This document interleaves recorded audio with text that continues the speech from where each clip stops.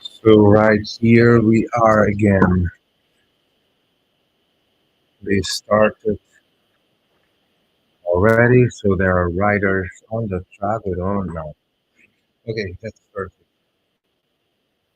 Sorry, I made a mistake with the schedule.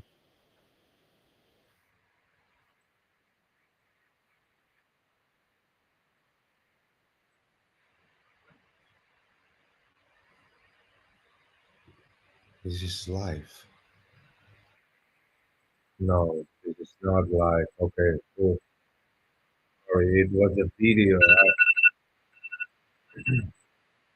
Okay, sorry. I made alarms, but I did it wrong. Or sorry, it's a schedule that I have to get used. And tomorrow, Sunday, when we're gonna be totally used, it's gonna be too late.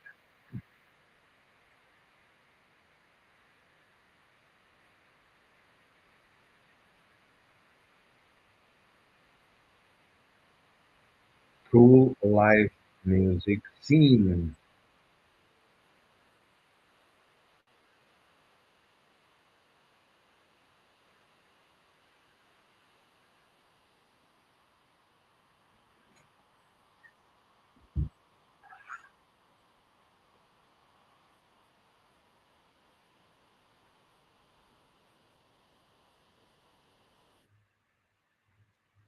Just live.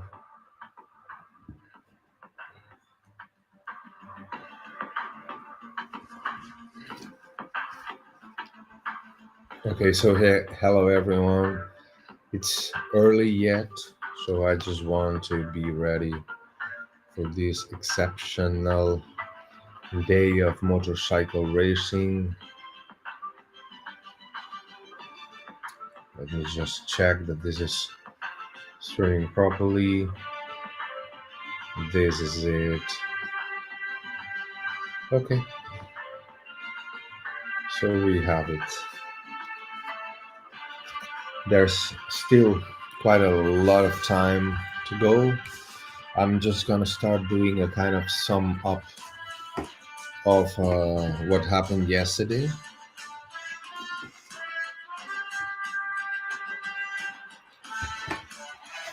And what happened yesterday is that we have a favorite in Moto 3. David Alonso is my favorite for Moto 3. Daniel Olgado may be the underdog, the challenger. I think is very explosive and probably he's gonna qualify pretty well. But I think Alonso is something else. It is something very, very special. So Holgado for me is the underdog, and Jose Antonio Rueda is another challenger that is getting closer and closer. This was the first impression of the morning, but then in the afternoon, David Alonso reconfirmed that he is a movie superhero, and all my money goes on Alonso. And Rueda and Holgado for me are challengers, but the favorite is Alonso by far. Then Moto 2, we started with the morning with a very strong canet in the morning, but then in the afternoon, Canet had a crash, didn't end up closing the gap till the end. And in the afternoon, Aldeguer was um, absolutely.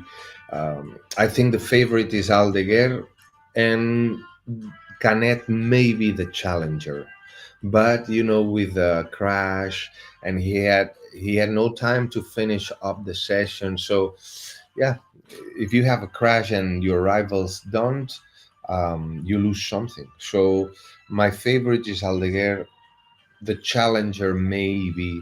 Um, I also expected a lot of Joe Roberts because he was super fast Moto2 in the morning, but in the afternoon when the rubber filled the tarmac, The times start fastening up, and then he disappeared. He got the catch of the circuit very early on, but he didn't progress the same way. So I don't see him in the group of candidates. And then what happened in MotoGP? I've been watching rhythms. I've been watching sheets of times, and my favorite is God, is the greatest of all times. Mark Marquez is my favorite, mostly for Sunday, because there's one thing that they are assuming. The sprint of today are going to be 10 laps, and the Sunday's race are going to be 20 laps. It's a very long circuit. So it's twice the distance. So they are assuming that they are going to do medium front and soft rear for the sprint, and medium for the long run for the Sunday. The only two riders that tested the medium combination for the Sunday are Pecco Banaya and Mark Marquez. So the two I feel clear contenders for the year. For of course, all my money goes on Marquez. He's better in any way, shape, or form. I mean, he's just better. He's better emotionally, more talent, more courage, more everything, more titled. Everything is better in everything, in every aspect that you can. Um, Now the distance of the bike is not as big. It's not the same because at the end, Ducati should have to sell that to his riders and say, no, no, the 24 is much better. It is a, a bit better, an inch better. But this is much when they are so close. So I think that there are two fast riders that I think they are going to get the pole position, and they are going to fight for the sprint, that are Vinales and Martin. They explain something very interesting, and it is that Vinales, the same, something very similar that happened with Lorenzo when he arrived to Ducati, that they changed the distance with a kind of stoppage or something, 2 centimeters stoppage that makes you change the it, it takes your position to the front, or in that case to the back, because the problem that Aprilia had was that the downforce of the wings are pressuring too much the front tire, so they made the rider go a bit behind and just push more in the back end. And immediately they found that in Portimao, and immediately Maverick was going super fast. Okay, it's a shiny, sunny day in Circuit of the Americas in Austin, Texas. Streaming live from Dorna MotoGP. We knew yesterday that Liberty Media, who is the owner of the rights of the Formula One, is going to have the 85% of Dorna. And here it comes the practice one, as they call it. So I'm gonna go to put everything on the screen. Thanks for being there. Please do not forget to subscribe, please. It helps us a lot, and we can make all together uh, a great community. I'm a musician, so I love music, and I'm a Brazilian Jiu-Jitsu practitioner. I love MotoGP, so I never miss a single training session of MotoGP. It's my only, believe me, only vice, and I'm super excited of this Grand Prix of the Americas. It was a shame to lose Argentina. So this is the only Grand Prix in America this year. How do I do that? This is it. This is it. Not ready yet. Things are gonna start in around 15 to 20 minutes. So I'm gonna put a little bit of music while we wait for the data to be received and then we can launch. Okay, I'm gonna leave it open. I'm just gonna do that. We're waiting for the Moto 3. Gonna put that. Gonna do that. Okay, this is what we're gonna see. So I'm gonna do a little break. I'll leave you some music.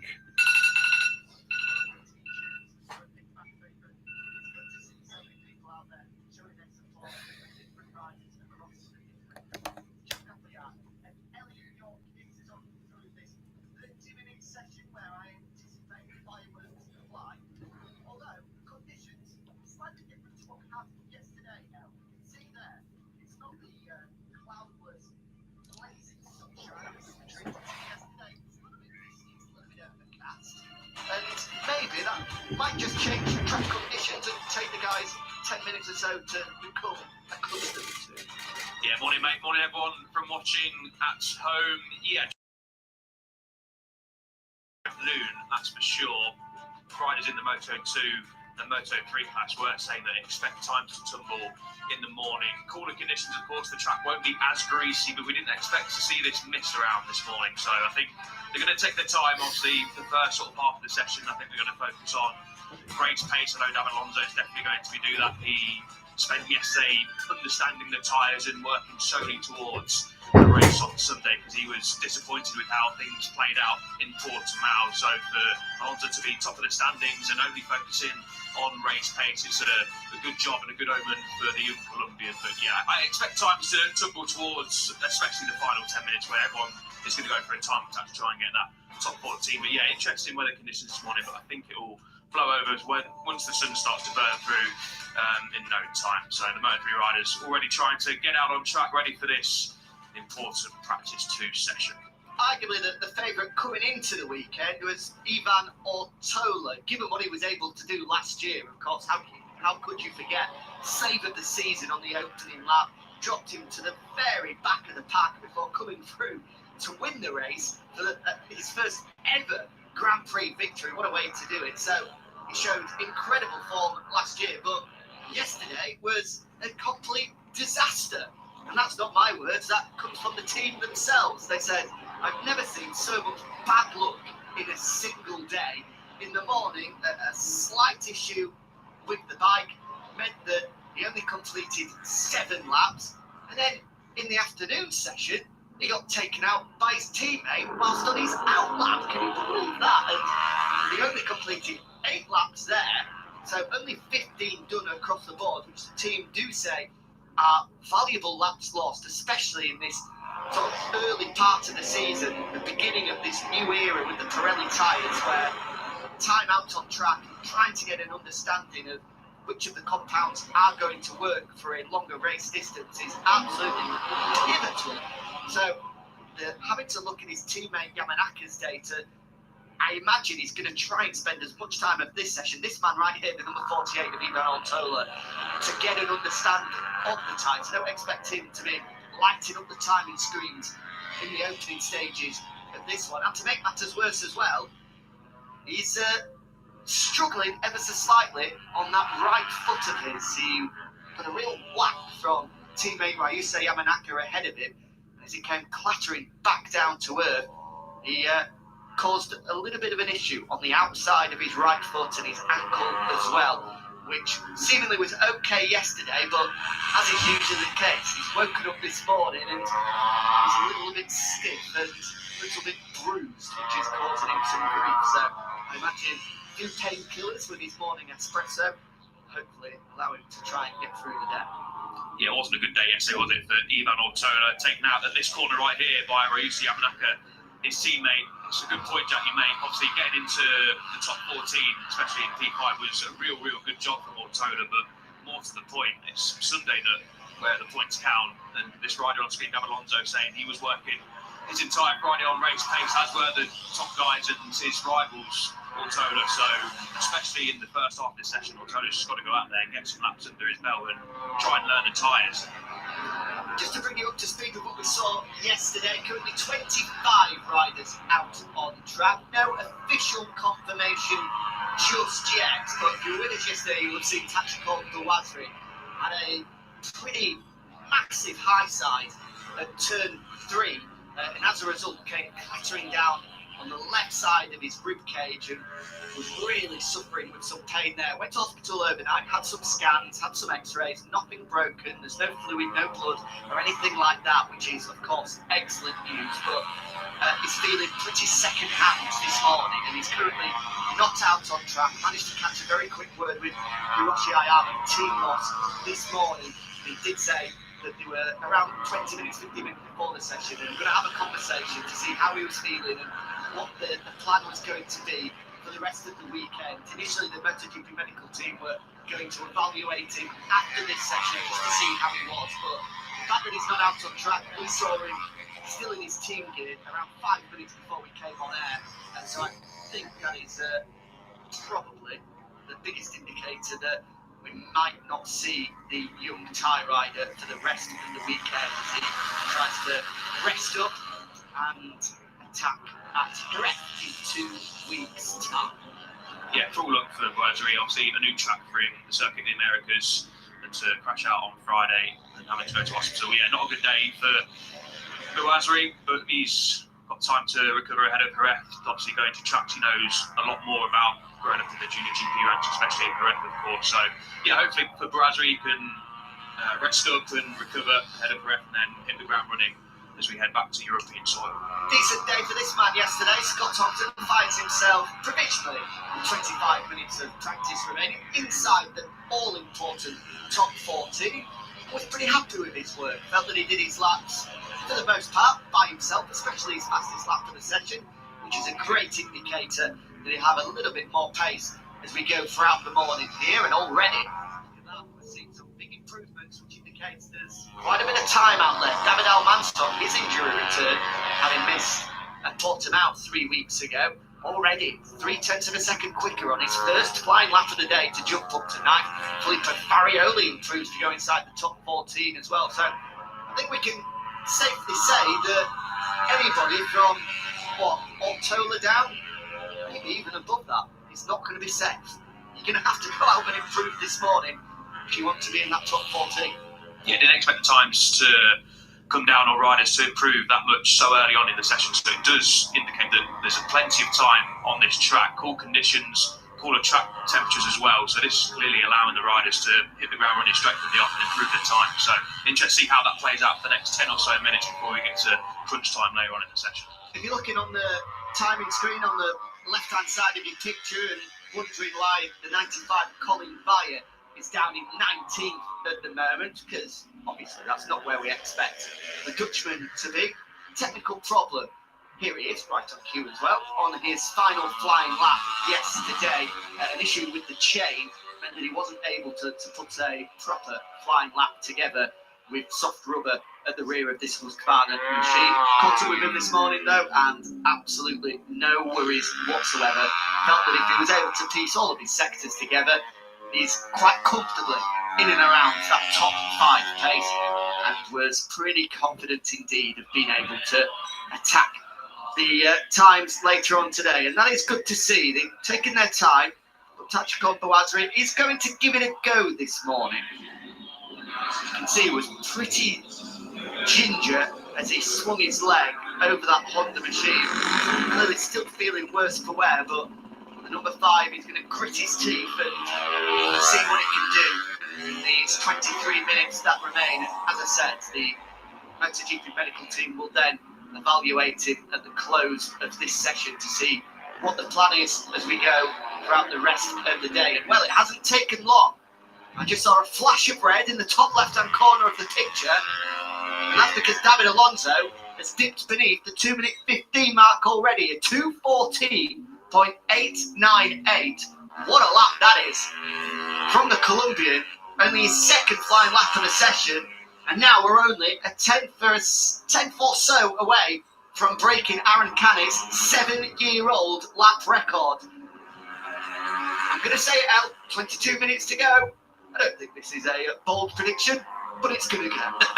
Yeah, I think that's pretty accurate, mate. Yeah, 22 minutes to go. Alonso already a couple of tenths off the lap record, shadowing Jose Antonio Rueda on this lap as well. He's going even quicker as well. Hopefully we get the times up on the bottom of your screen shortly enough. Kelso also improving. He's up into P3, so that drops Keras to P4. As I said, I didn't expect the times to be going this early because from what we heard yesterday, a lot of the riders are going to try and focus a little bit more on race setup for Sunday in the first half of the session, and then obviously go for the time attack later on.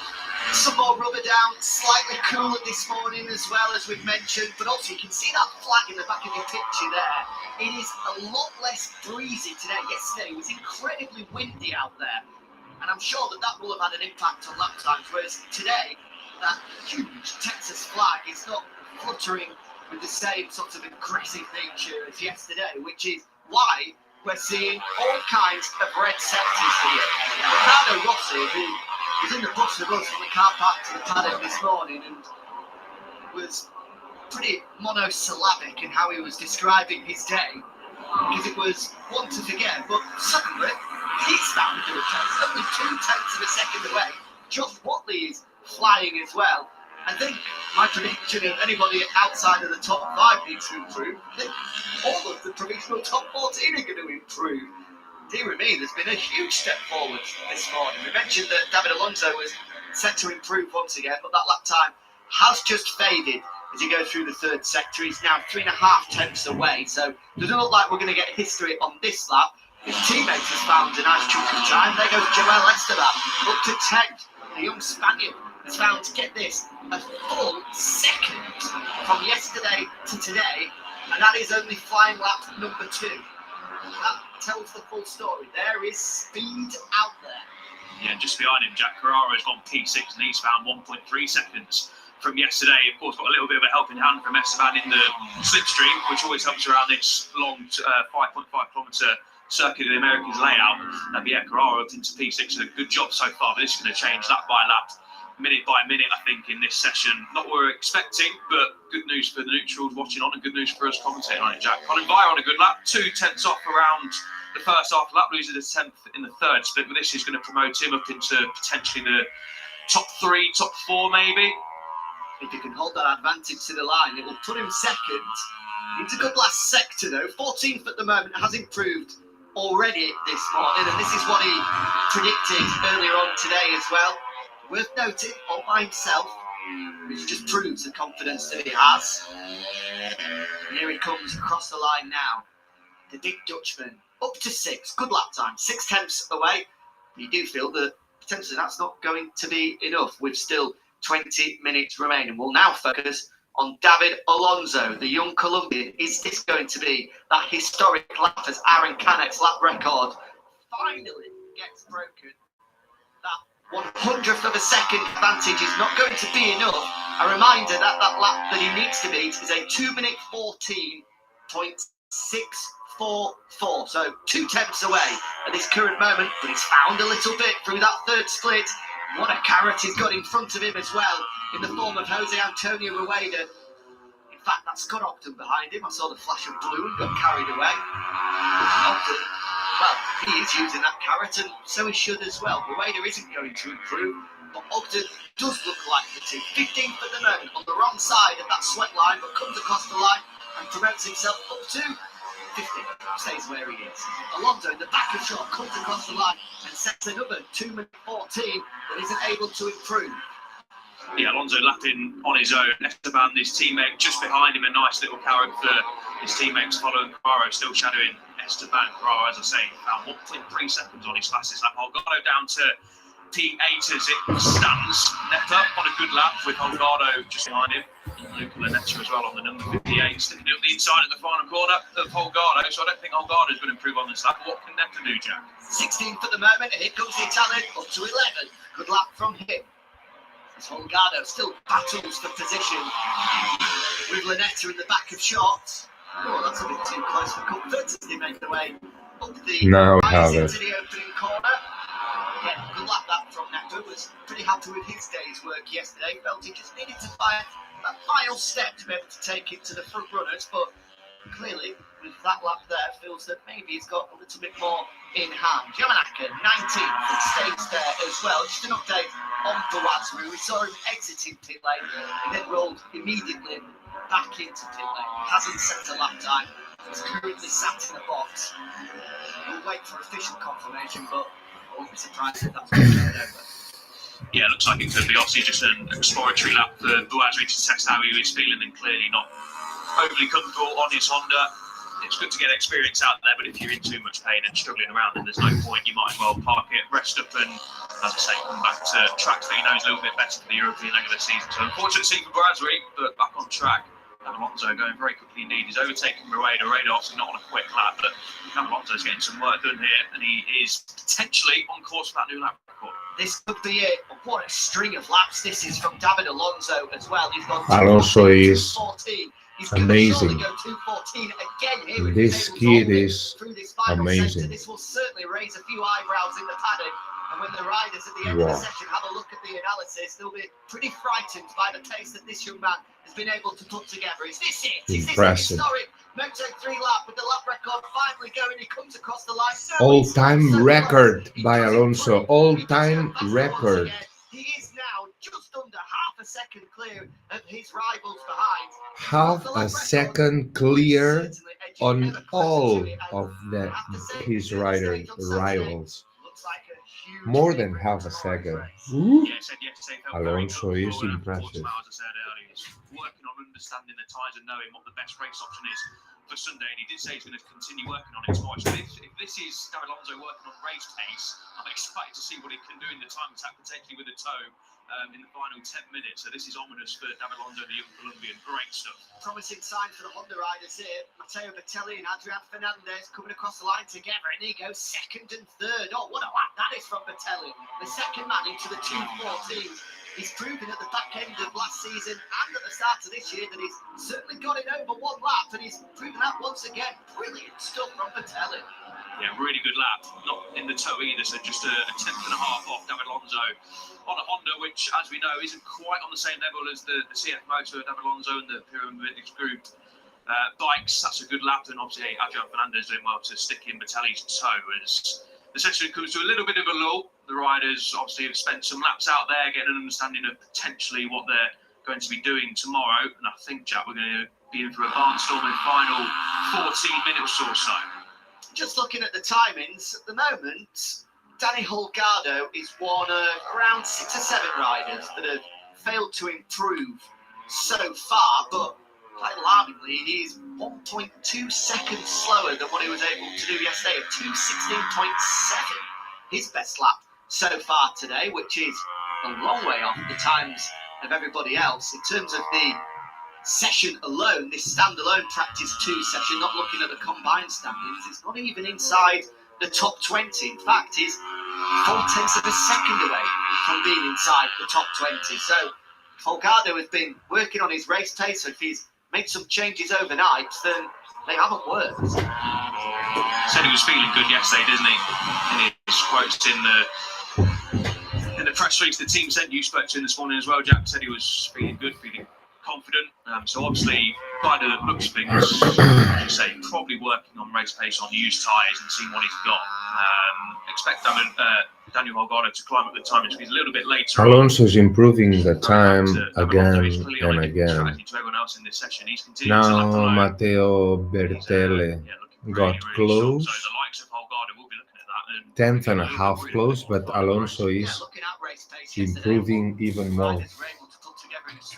Difficult to really take too much from the morning session, but in the afternoon, before the fast laps really started coming in, I think we're looking at around the high 215s, low 216s potentially, depending on what the riders opt rear tyre wise. Again, it looks like it's going to be a mixed bag on the grid tomorrow. A few riders feeling that the softer option SC1 rear tyre is going to have enough in it to be able to get them to the checkered flag. We saw a couple of riders gamble in Qatar, and he wasn't able to get to the checkered flag again. David Alonso was 3/10 faster. the softer option rear tyre in Portimao.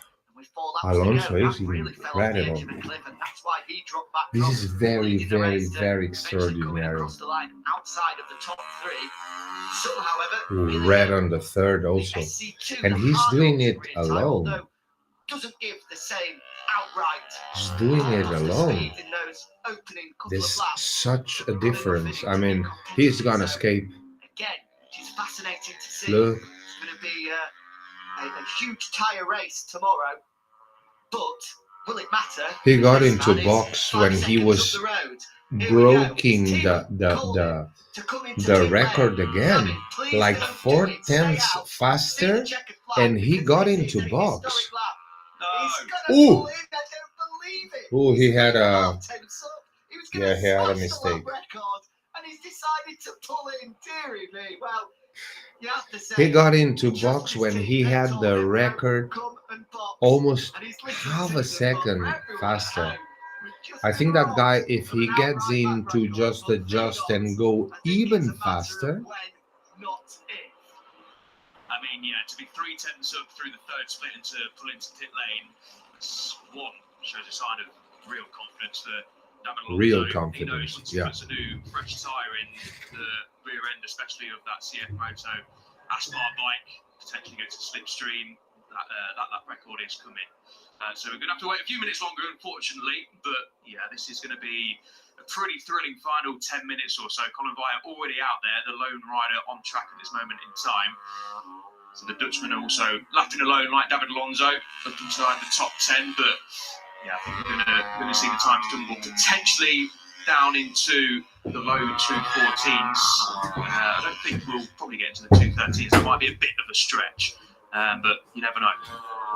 So here is Colin Vaya, as you rightly say, the only rider out on track at the moment with everybody else, as you can see there, waiting patiently in pit lane. Everyone is waiting joining us for Moto3 to for take the very best first time. Then this is moment part of the. We'll wait They for are the doing clock to tick here down. 2:14.8. Usually, some of the riders that have shown pace Ooh, throughout they the are very weekend slow are now. maybe not in the best position at the moment. Looking at the timing screens, the likes of They're gonna Holgado go in way 10th, faster than that. Ortola in 11th. If I was Less than sat on 10 a minutes to Moto3 go. bike and was looking for a tow, I think those would be the two men. They are looking. What about David They are Alonso as getting well? ready They to might be waiting see for a certain young which Colombian, but lip yes, you're stream right, the they are riders who- following. He doesn't need to, but I think he will do, Jack. But yeah, you're right. You're looking for the riders who absolutely need to try and find a time. And Holgado and Ortola are two of those riders who are normally at the sharp end, who have shown good pace already this weekend.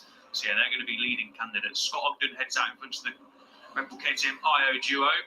Sure, Scott will try and land himself just behind Rueda and potentially Zurituka as well. So it's going to be interesting. Good move from Ogden, I reckon, for that into the final 10 minutes. They are going all together. Now there's gonna be traffic problems. Sure. This weekend compared to what we saw in Portimao.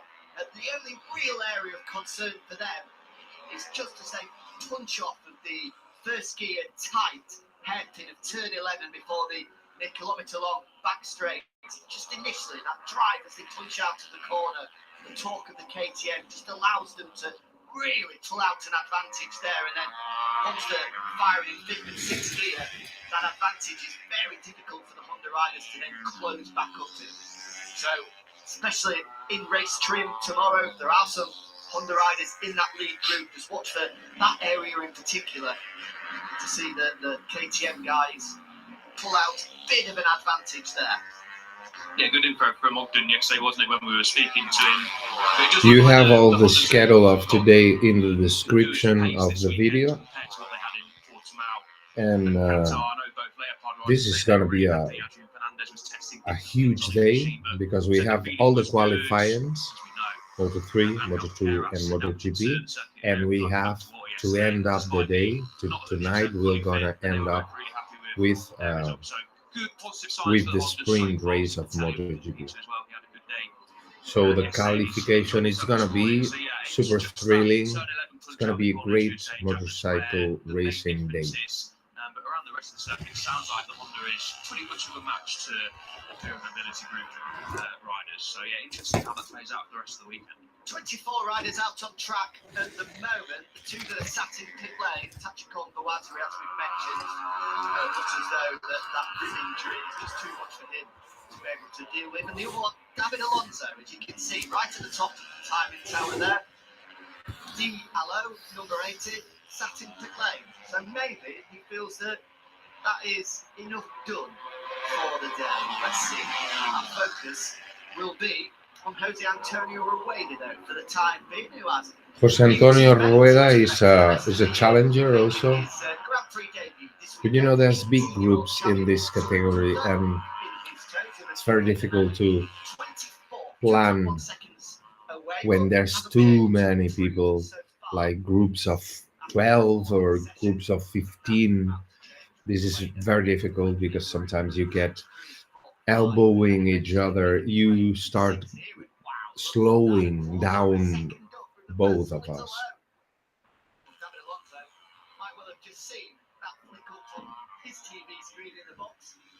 Rueda is coming very fast now. Yeah, I think He's so. a quarter of a second faster in the first sector. The times are going to tumble. Rueda. A couple of attempts up through sector one, and when riders have a little bit of a slipstream, you can see Zuratuza going well there. Not quite able to keep tabs. Zumutuza? Zurutuza? As expected, making his full world championship No, debut. he lost it in the second. He was fast in the first sector, but he lost it. Make his debut on such a circuit. Obviously, grew up in Spain, raced in the Junior GP. There's some great tracks, of course, but nothing like the vast nature of the circuit in America. So yeah, Zuratuza enjoyed himself yesterday.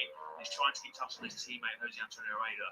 As Rueda is looking good to potentially go to P1 and demote David Alonso for the first time in this session. Lost a little bit through that second split. We're just about to click through sector 3 here as he makes his way up towards the long, what seemingly is a never-ending turns 17 and 18 to keep the bike bent over to the right-hand side for an eternity before eventually making your way into the penultimate turn 19. Again, a little bit of time has gone away for Rueda. I don't think this is going to be a historic lap that we are clamoring for.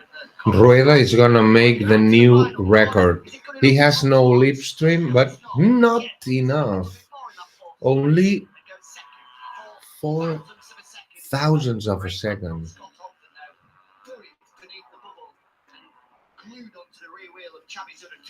No one else looks scary. Let me see. No, but it's the last chance. Okay, let me see it from the closer view. Alonso is improving. Let me see this first partial. Is a 37.922. 37. Ooh, it's a second faster than yesterday. A second faster than yesterday. Just the first sector. The second is a 1:0500. Second and a half faster. Let's see the third. Because now there's a lot of people improving, but you know this is not. Gracias, Jaime. Hombre, así es que a ti te voy a poner más necesario. No, Jaime. ¿Sí? Gracias. Voy a poner algo crunchy, espera. Vale, eso no pasa nada. Voy a poner algo crunchy, espera. Gracias. Yo creo que ya sabes.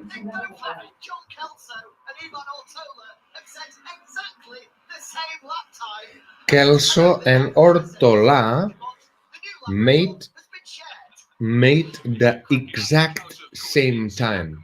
Kelso and Ortola 0-0.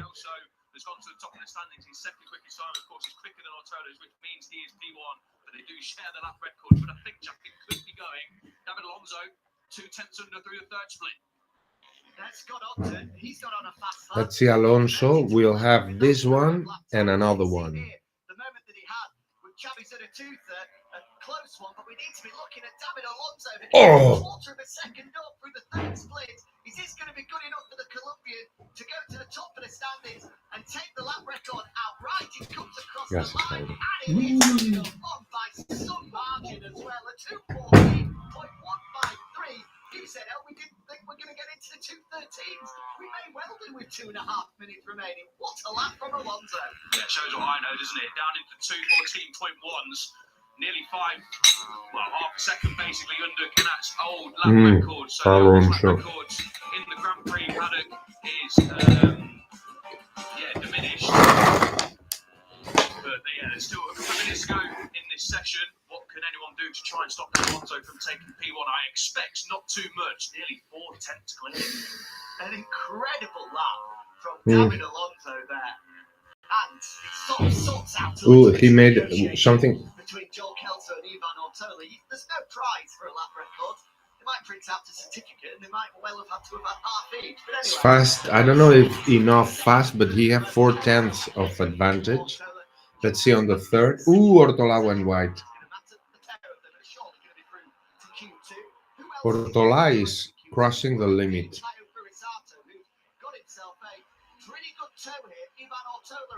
Improving in the third. This is a 44.088. Very fast, very fast. Zero, this is super fast. 1 second faster than yesterday. He's gonna make the new record again. He's gonna make the new record again. Look for Alonso. This is a true motor head show. Alonso record, all-time record, even better. No.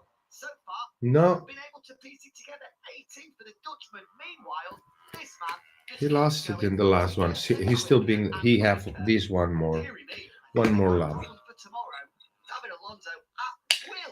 He's just able to beat his own lap time. How many 2:14s has been able to post in this session now? This is going to be another one. Is he going to break his own lap record? He's going to have to find something pretty special in the final section to hit the 2:13. Here he comes, Alonso, across the line, and he does fade in the final section. In fact, the lap was cancelled because of track limits, but once again, wow, Alonso is, the big favourite for tomorrow. To be done overnight for everybody else. Wow. In turn one, he almost went wide. I think he made a mistake there. He missed the lap. He missed the lap. I don't think he's gonna 38.5. Not a good first sector. And it is his last lap in this session. Not improving, but no one else is improving. Now Holgado went to fourth, but this is gonna end up like this. I think this is it. Timing screens are showing yellow sectors everywhere, which means that a lot of people are improving on their best. Yellow sectors everywhere. It's over. It's over. Into Q2. So far, so good. For the Spaniard, the championship leader. Here he comes across the line. Does he improve? He does. That's it. P4, 2:14.583. That's good enough. Holgado will be into Q2 tomorrow. He's going to be joined by Angel Pineras as well. So let's clean up the candidates for tomorrow. Okay. Moto3, all my money. Moto3, Alonso. All my money to Alonso. That's it. Moto2. Well, I'm gonna give my candidate for Moto2 after we see the first session of today, to see that everything keeps the way we leave it. So I need to see how they. The Italian will cross the line first. He's 18. Can he save it? Can he goes 11? Can Upton do the same? Yes, he can. 12 as well. Well, they left it late. Farioli got through. And Ogden. Top job from the Honda Joe Farioli. That's his first automatic Q2 qualifying in 2024. Ogden a great last lap. Just had Farioli in his sights. Nice little carrot dangling in front of him, and Ogden pulled it out of the bag. Had a couple of attempts to play with in the final sector, and then held it. So yeah, good job from Ogden to climb into P12. But Jack, it's all about one man, unfortunately, for the rest of the field in practice, and it is David Alonso. David Alonso, new all-time record, and he broke the all-time record 3 or 4 times. Like half a second faster than the record from 2017 by Canet. For Grand Prix victory tomorrow, lap after lap in the 2-minute 14. He must have posted at least 7 or 8 there, whilst everybody else was at the absolute limit just to post 1, maybe 2. No work to be done for the rest of the field to try and catch that man. But Joe Kelso, well, he's backed up what we saw in Portimao. We went into qualifying 3 weeks ago for round 2 with Alonso and Kelso, first and second on the timesheets, and fair play to Kelso, he's gunning again up to second. Good day for the Boe Motorsport squad because they've got their 2 riders inside the top 5. Bit of goon riding for Joel Kelso as well to celebrate his Saturday morning success. It was a nice little wheelie from Munoz as well as he gave a glance over to his teammates. And despite a disappointing day yesterday where he missed a whole load of track time on Ortola, will certainly feel that he's potentially Alonso's closest challenger going into tomorrow, able to finish 3rd overall in that one. Yeah, impressed with Ortola in that section. He had a lot of work to do after yesterday's disappointment, but they're all trying to catch one rider, and it is David Alonso, a 2:14.153, a new all-time lap record for the young Colombian. It's like a movie hero. It's like a movie hero, man. Promoted him to P4 with Munoz rounding out the top 5. And Helper Keras, he also left it late to climb back into the top 10. The rookie is 6th with Raider. Impressive. That guy is impressive. Rounding out the top 10. Pario and Ogden, as we saw late on, climbed into the top 14.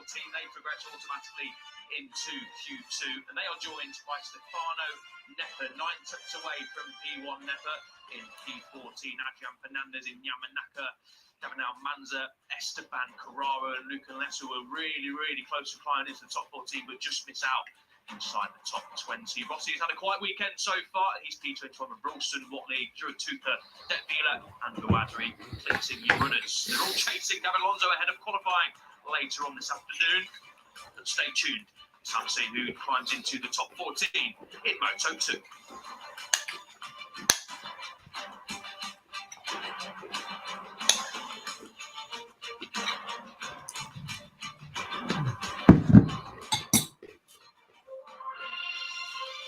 This kid is amazing. Incredible.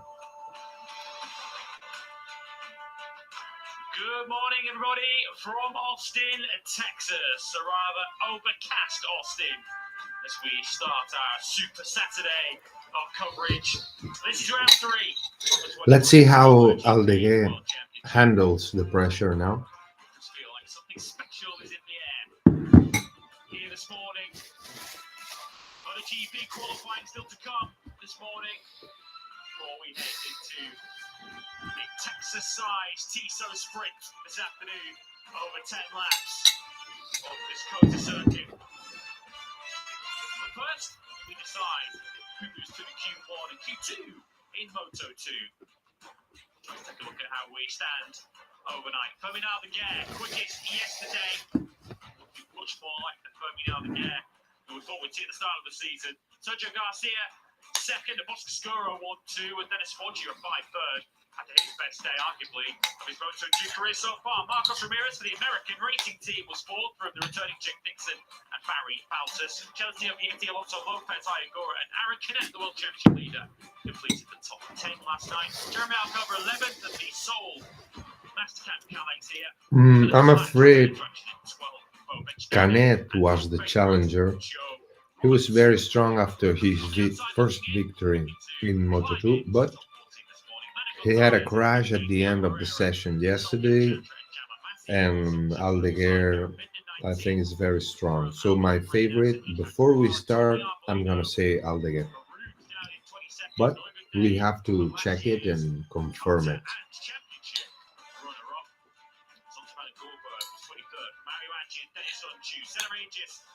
Led the forward pair of Alex Screech, Singer-songwriter 29 out of 29 yesterday.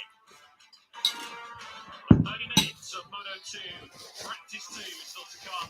In the company of Lewis Sotheby and Elliot York here in the Sunny, shiny day. A little bit of blue skies starting Blue to skies, peek beautiful through the day. clouds. Cooler conditions this morning.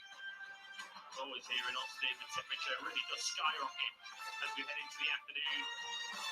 But in comparison to yesterday's conditions, where we had 26 degrees of air temperature and 44 degrees of track temperature, these might be the ideal conditions for some speedy. It's gonna be very hot in the middle of the day. Now it's early morning in America, but well, early morning, like 10 in the morning should be. Now it's 10:15 in New York. Austin, I don't know if there's 1 hour of difference. I'm not sure. Whether you're sat on one of the grass banks or in the spectacular grandstands here, 5.5 kilometers of this circuit of the Americas, circuit that provides every possible challenge for rider and for machine. It's going to give us plenty of entertainment over the course of the next 24 hours or so. And we look at Sergio Garcia in the empty helmet MSI and Box Elliott. It was a day where the Boscoscuro quartet flexed their muscles once again yesterday. Certainly was, yeah. If the Moto3 session is anything to go by what we've just seen, then we're in for a advanced form of a Moto2 session. A good day for Sergio Garcia.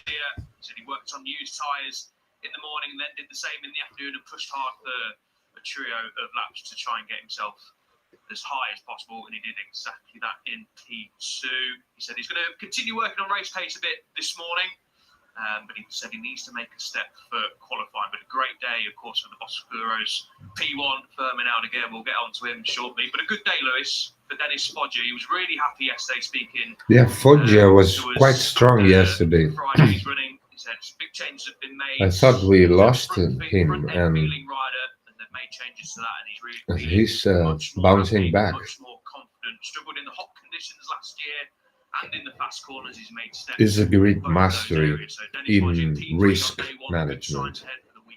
This sport, I learned a lot. Yesterday, he said he doesn't think this is necessarily something specific to this circuit, but it is probably fair to say that this is a circuit where you need a good front end to be competitive, and Dennis Foggia certainly likes a good front end, and so he seems to be making the most of it so far this weekend. Good to see him up there. Both of the Untitled Chapter riders were competitive for much of yesterday. Diogo Moreira was just nudged out of the top 14 yesterday, but not by much. He was just outside in 16th place. Marcos Ramirez was just behind Foggia in the battle for top Calex yesterday. As mentioned, it was a cracking day for the quartet of Boscoscoros. At one point, all four of them were in the top 5 in the end, first and second, along with 8th and 9th for Lopez and Agura for the Boscoscoros. Much of the focus, though, the American racing team, when we took a look a moment ago, Marcos Ramirez will be on the other side of that box, and Joe Roberts, who comes into this practice 2 session in 14th place. Possibly fair to say, Elliot, that didn't quite reflect his true potential yesterday.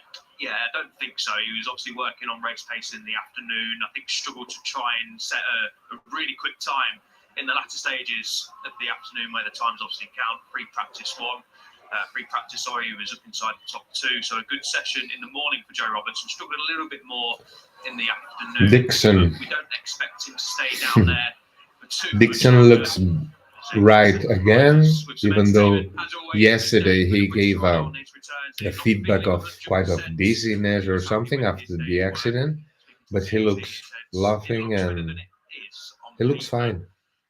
Let's see if he can catch up. 100% yet, and he's still getting used to the new suspension. Obviously, CF Moto changed from their old suspension to Olin's to WP. So yeah, obviously missing the races in Qatar and Portimao hasn't helped that for James Dixon, but he's feeling pretty confident, and he said when that hopefully going to be a big problem for everyone else. So let's see what Jake Dixon can do today. Yeah, you feel the longer the weekend goes on, the bigger the challenge. They have no helmets on, so it's my time to go pick up a coffee, and we are ready to rumble. You remember that today we're gonna pray for the greatest of all times. You remember the song? For you I pray, mighty King, greatest of all time. Then we do the full version. I'm starting to get nervous a bit because today is a very important day. You know, both Banaya and Marquez tested medium combination for tomorrow's more than for today, and that means that they are both looking outside the corner, very beyond the exit for the champion. And excuse me, but Mark is superior to Banaya in any single aspect that you can analyze, but by a million years, light years. So my money goes on Marquez all day long. Okay, I'm going for my coffee. I'll leave you with the commentaries of Dorna. Thanks to Dorna to let me do that. I love it. I love this sport. It's the most thrilling sport that exists, and it is a pleasure to share it with my community. Thank you for being there. I'm going for a coffee. But yeah, Arbolino struggled so far this season. Qatar was a bit of an anomaly for everyone, really. You can't take too much from the opening race weekend, but to finish outside the top 10 in Portimao, 10 seconds down on the race win.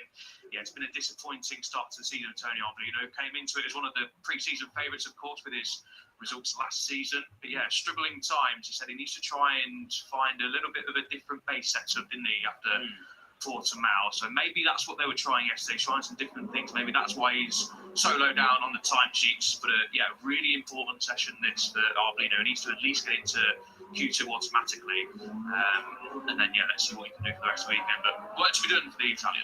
Sharp contrast, wasn't it, to, for instance, the comments of his fellow Italian, Dennis Foccia, talking about how good he felt with the front end, and Tony Arbolino quite the opposite, was not happy at all with the way the front end was behaving, because we're so used to lap times really plummeting this year in Moto2. Tony Arbolino only managed to 209.7 in yesterday's practice, of course, plenty of time for the lap times to improve, but Arbolino not really getting anywhere near the lap time he did last year here, when of course he was qualifying only third of the grid and then went on to challenge in the end. Pedro Acosta took the race victory in the end, but it was a world-class head-to-head between Pedro Acosta and Tony Arbolino here last year. And Arbolino, of course, let's not forget, won the year before that, when he took advantage of what was a crazy Moto2 race of attrition, where this man, Aaron Cadet, crashed out of the lead. Justin Vietti crashed out of a podium position too. So all sorts of drama. Pedro Acosta crashed out of that race as well, of course, when he was in his Moto2 rookie season. Tony Arbolino emerged through all of the smoke to take his first Moto2 victory at that point. Tony Arbolino, we're pleased to see him take a victory in a full-length, dry Moto2 race since the penultimate race of 2022 in Sepang, Malaysia, when he forced Iagora into that championship defining mistake. But 30 minutes of practice to go. Given what we saw yesterday, many riders taking advantage of that first practice session to run on a single set of tyres. Jeremy Alcoba is 22 years old. He was born in November 2001 in Spain.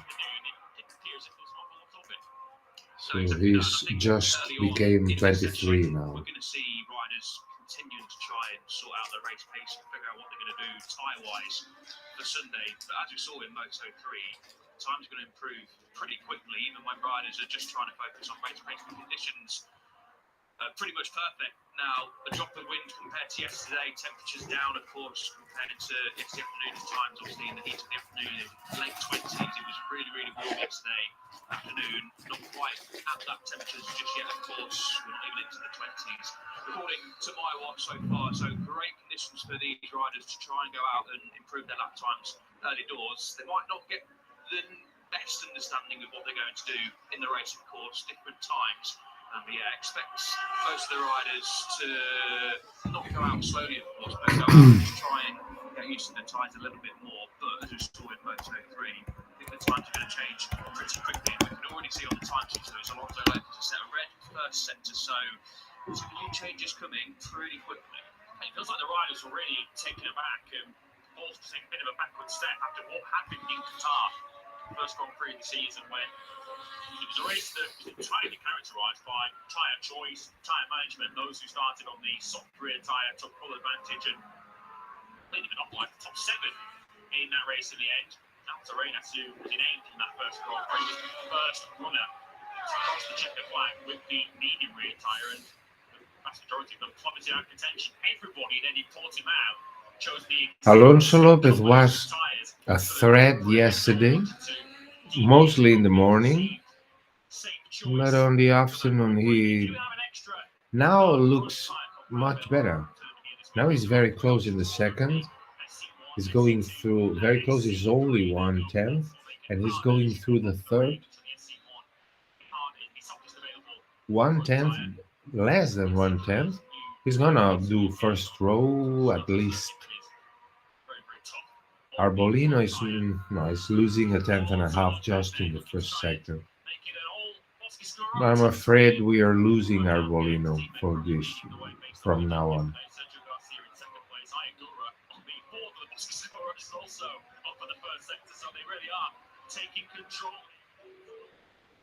Second, Alonso Lopez. Way quicker than he went yesterday. In fact, half a second quicker than he went yesterday. And it is now in Boscoscuro. 1, 2, 3. Yeah, good luck then for Alonso Lopez early doors, setting it all out nice and early in this session. Tony Arbolino is losing more than a second. We lost Arbolino. It was a candidate, but I think it's too well sponsored for the little things he achieved yet. And when you lose the hunger,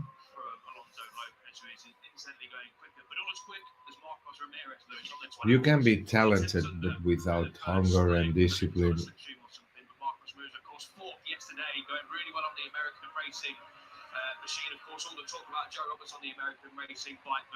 Okay, nothing. Going to the coffee. Try and stand on the podium for the first time this season, and Ramirez is going well so far in this session. Arbolino into the top 14 and in 12. Herman Alligator did say yesterday he expected the time to drop quite significantly today, and I think he's about to be proven right. I spot at least 8 or 9 riders up at the first sector. Iagoro goes into 5th, so it's not quite an all Boscoscuro top 4. He just locked in behind Ramirez in 4th, but we've got Baltus, Moreira, Lopez, Ramirez, Alcoba, Unchu, Aldeguer, and Foggia, who are all setting red sectors at the moment. So I think in a couple of hours' time, maybe we can close our iPads and completely ignore the lap times we saw yesterday. Yeah, forget what I said about working on race pace.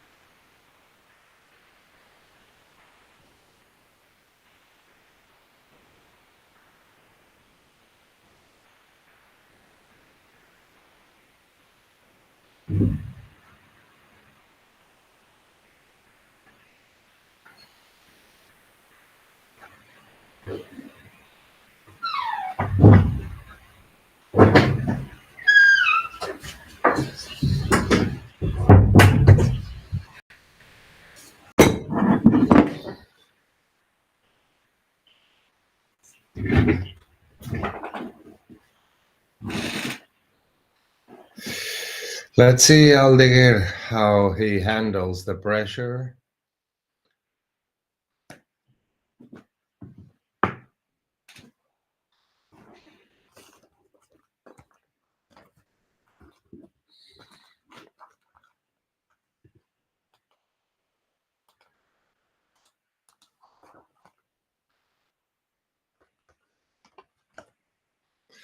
That's perfect. Hello, Mozinho Ximenez. Obrigado. Marc Marquez is gonna win today the sprint. Well, I'm sure he's gonna win the long race of tomorrow, but I think he's gonna be in the podium today. Last 10 minutes for Moto 2. They call it how they call it. Let me see how they call it. Moto 2 P2. They call it P2. Last 10 minutes for Moto 2 P2.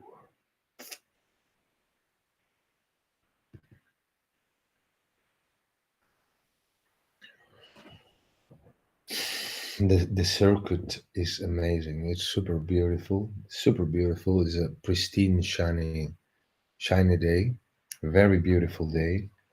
Aldeguer looks very on the line, very strong.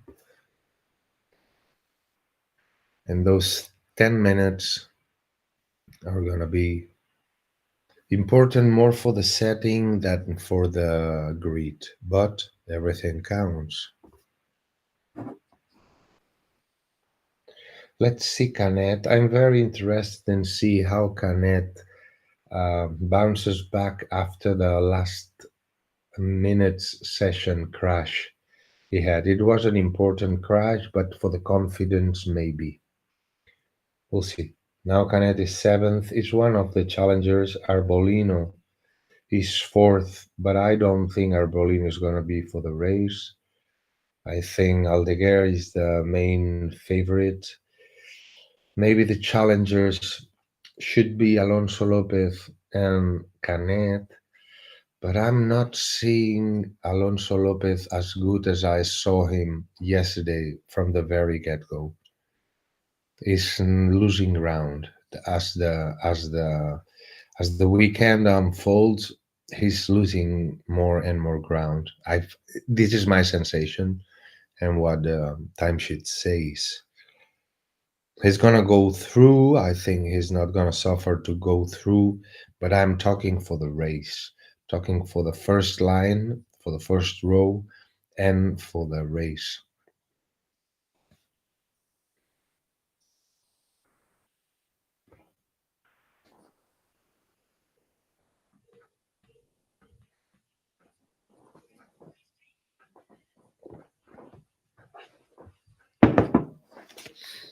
I don't get it. Okay, I know what's happening. Now, I understand it. Why? 9 minutes and a half to go. Aldeguer is riding alone. Fast, not record fast, but fast, consistently fast. And he's gonna have a long run to make 5 laps in this round if he doesn't get into pit. Just jumped the start slightly, moved a little bit, shook his head, knew what he could, and had 2 long lap penalties to deal with, but still managed to bring it home in P4. But a big weekend for Ferdinand again. He needs to get his title run properly going. He loses another 10th in the second. The first time will have motivated him. Championship leader Aaron Canet, the number 54, is desperate to stand on the podium and win for the first time. As we mentioned, he showed fantastic pace yesterday, unbeatable pace really on Friday, but Friday is really where it counts. Saturday is where it counts in terms of qualifying as high as possible, and then on Sunday is where it counts as well, as the American racing mechanics try and get Joe Roberts out there as quickly as possible. Time ticking down, still enough time for Roberts to get a few laps on the board. Obviously, he needs to try and get out there as quickly as possible because the time is going to tumble. As we can see, Aaron Canet, a 10th under through the first, but he's just about to come through the second. Now Canet is coming. Now Canet is coming. 10th to the second there or thereabouts. But Aldeguer is improving, Dennis Foggia is improving, and Barry Bautis is as well, all outside the top 14 for Foggia and Bautis. Obviously, Aldeguer inside the top 14, and Bautis up to P2. A good lap from Aldeguer. So much time pulled back in that final section for Aldeguer. He gained a quarter of a second on Ramirez through there. Dennis Foggia will hope to do something similar. This is going to certainly improve his lot from 15th. He goes all the way up 10 places into 5th. Joins his teammate. I don't get it, man. So I have to take it out. Dropped back to 11th. Chelsea Novietti, last year's pole sitter, is now sitting a little bit more uncomfortably in 10th, although not as uncomfortably as his teammate. Dennis Untitled is now in 14th, and his position in the top 14 might get about to be taken away by Barry Bautis. Second into fifth, joins his teammate. I don't get it, man. 7 riders covered by just 8 points at the top of the World Championship. Bautis also climbs 10 places. He moves 18th to 8th. Good luck from the number 7, Barry Bautis, up into 8th. Hola Lorena, ¿qué tal, cariño? ¿Cómo estás? Expect the time to change lap by lap here in the final 7 minutes. He's got a good rider to follow ahead of him, Aaron Canet, who's in P10 at this moment in time. But yes, Dennis Onchu has now been pushed out of the top 14. He was in a confident mood this morning, Lewis, wasn't he? We saw him on the bus this morning, as happy as Larry. Okay, Joe Roberts gets in the track again. Ogura and Sergio Garcia, they are looking 6.5 minutes to go. Try and get that good. Try and start it as quickly as possible. Starting at the moment, isn't it? I mean, they've got plenty of time. It might not feel like it just now, running 6 minutes remaining, so gets out now. He'll be able to get round for, I'd imagine, 2 laps. He might not get 6 minutes to go. He clearly feels that something isn't quite right with Alex, but great job. ¿Cómo va? Muy bien, muy bien. Muy bien. Hay un chaval de 17 años en Moto 3 que, que es un fenómeno, que va a ganar mañana seguro.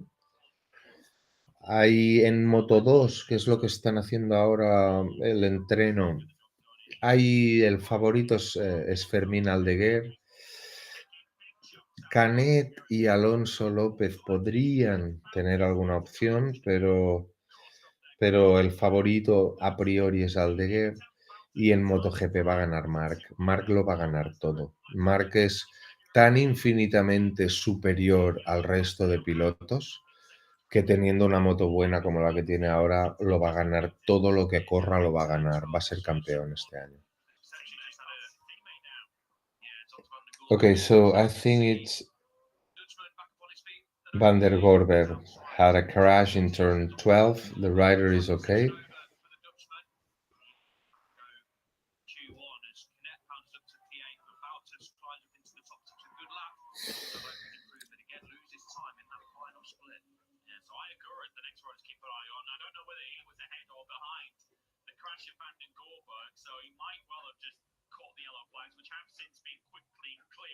Watching Agora now, who's also into the 207s, and to quite some tune, a 207, 5, 6, Ogura.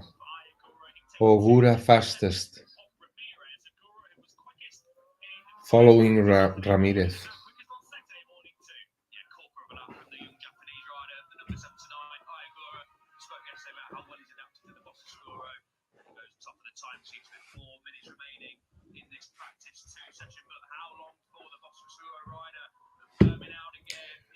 Aldeguer is coming less than half a tenth faster in the third.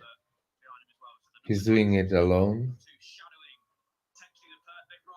0-0 on the third. And we'll see this last sector.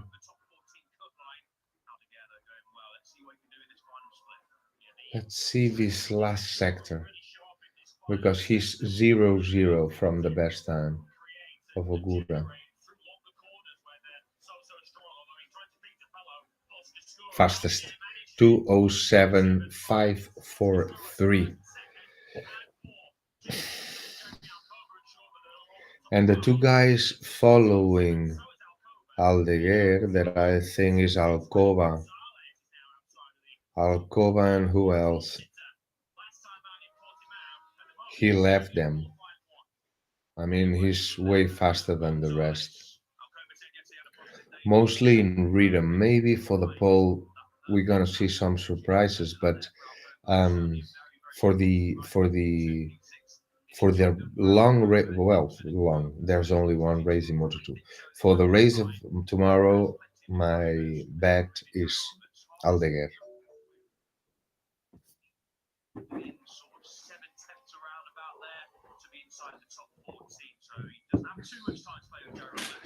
And maybe the challengers, maybe Ogura only did one lap, so I don't think maybe he can be in the front rows, but I don't think Robert, no, is losing half a second in the second sector. No, it's losing 6/10 in 3 sectors. No, he's not in the candidates group. Marcia, no. Marcia is having a lot of problems to adapt to the category.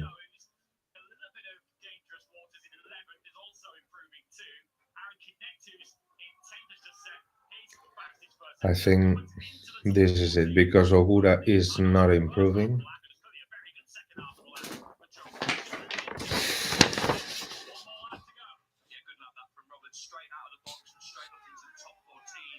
Safe by any means. He's got one last final lap. The tyres will be nice and warm now.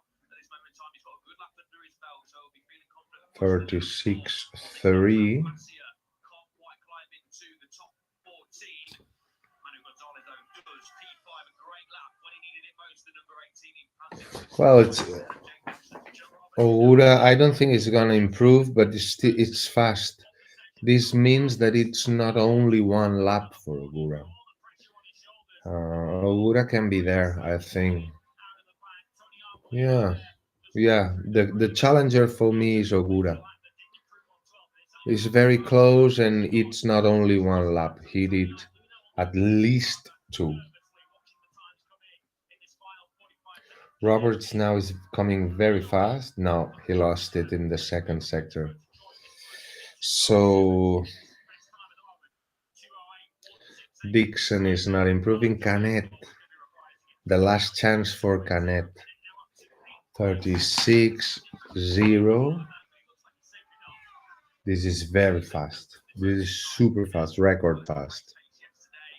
Ogura is also very fast. I think Ogura is a contender, is a challenger. Super fast. This 36-178 for the first sector. Very fast. Canet. This is record lap. Canet is in a record lap if he can end it.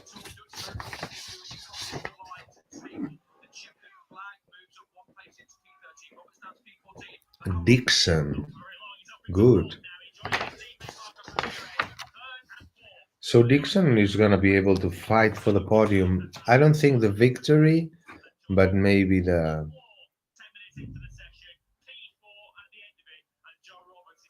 What happened with Canet? Okay, Canet still in his lap. 39088. It's very fast. This is record. This is record for Canet. No. What happened?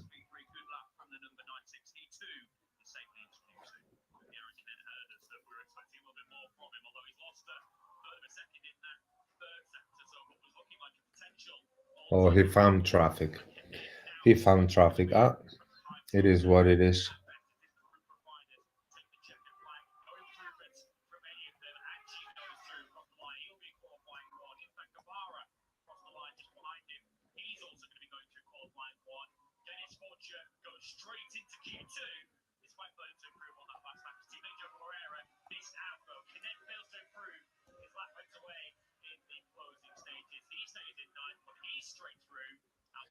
He goes straight, Canet, but he wasn't able to improve.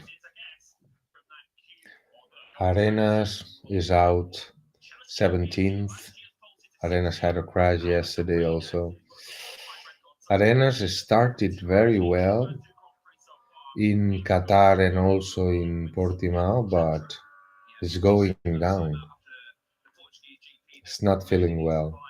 And Aldeguer looks very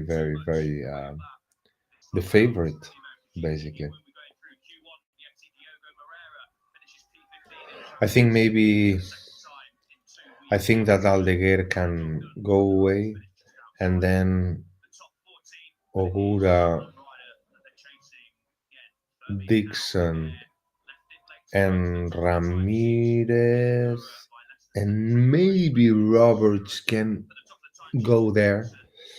Alonso Lopez. There's a big group for the podium, but I think that Aldeguer can go away. So I'm gonna put my favorites. Welcome everyone. Hombre, Lorena, ¿qué tal? A ver. Oh yeah, Mako. My favorite for Mark Marquez. Oh yes. Sí, yo también. Me too, cariño. Muy bien.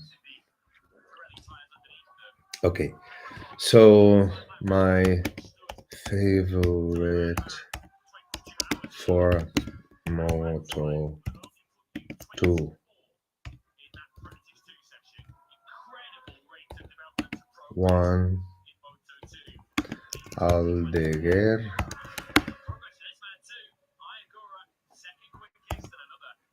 Group for the podium.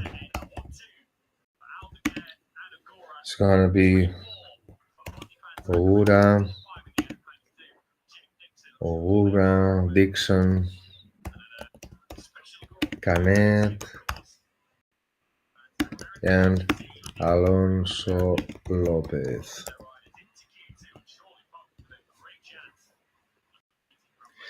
Those are my favorites.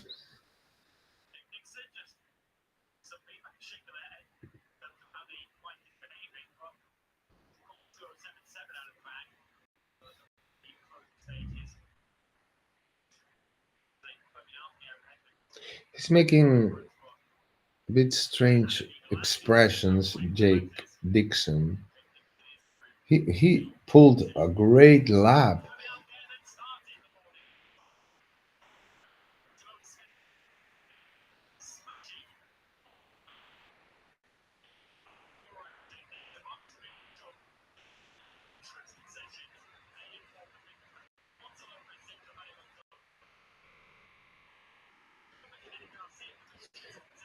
So Ducati knew what he was doing, and super cheap.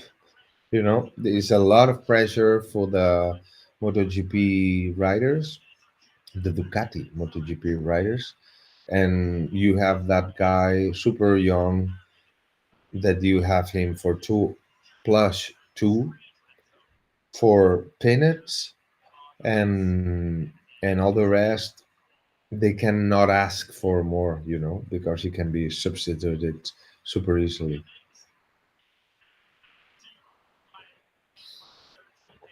Okay, they're going. Who's coming? The greatest of all times. We're going.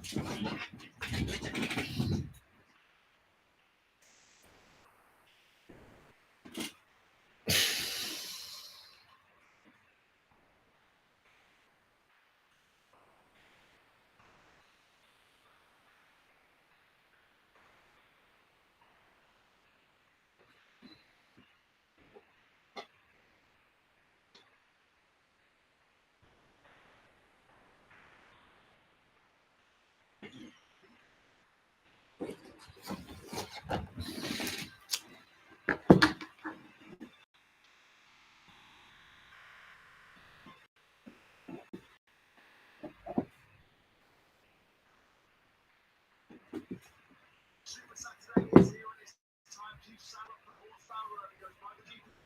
Find your racing in the T-Zone Sprint and the breathtaking circuit of the Americas.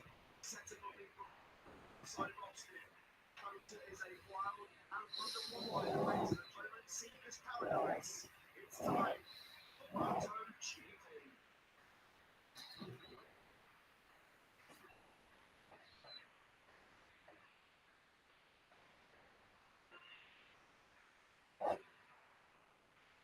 So the circuit of the Americas. Historically, that wasn't my head. Ever Premier Class race winner. Look, the breaker. Class. Yesterday, circuit. Heartbreak, zones, undulation, speed changes, of direction, and the seasons of long distance strikes. Spectacular first section, very tough circuit for the brand and the body here in Austin. We wait for an area straight there. We'll take an opportunity to turn it over likewise. Well,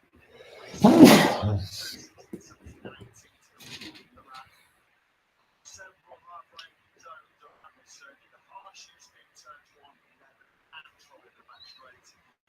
Right side stress zones through the 16, 17, and 18.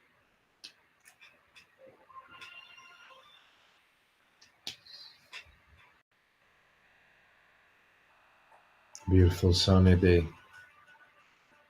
morning and welcome to Super Saturday Chapter 3 2024 as we lock up and get ready to rumble at Barovia. Ready to rumble. Right back at the circuit of the Americas to begin intense fully Red Bull Grand Prix of the Americas as we are set for a Super Saturday. 21 degrees centigrade, air temperature 69 Fahrenheit. 27 centigrades track, and 80 Fahrenheit track temperature.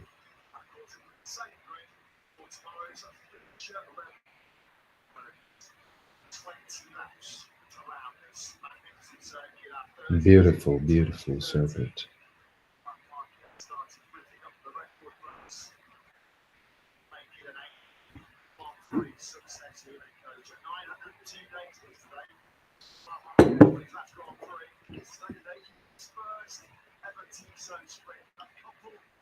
Major hurdles for him to overcome. That to be the case. One of them presented by our world championship leader, three-month comeback racing for Martin, who rocked up the rodeo yesterday in explosive fashion, making mind-blowing all-time lap record spanning 2:01.97. That was half a second inside of time here. Martin going into his beloved team, so he's turned to an 11th successive podium watching the Saturdays to build on what is already a pretty native at the top of the world. Super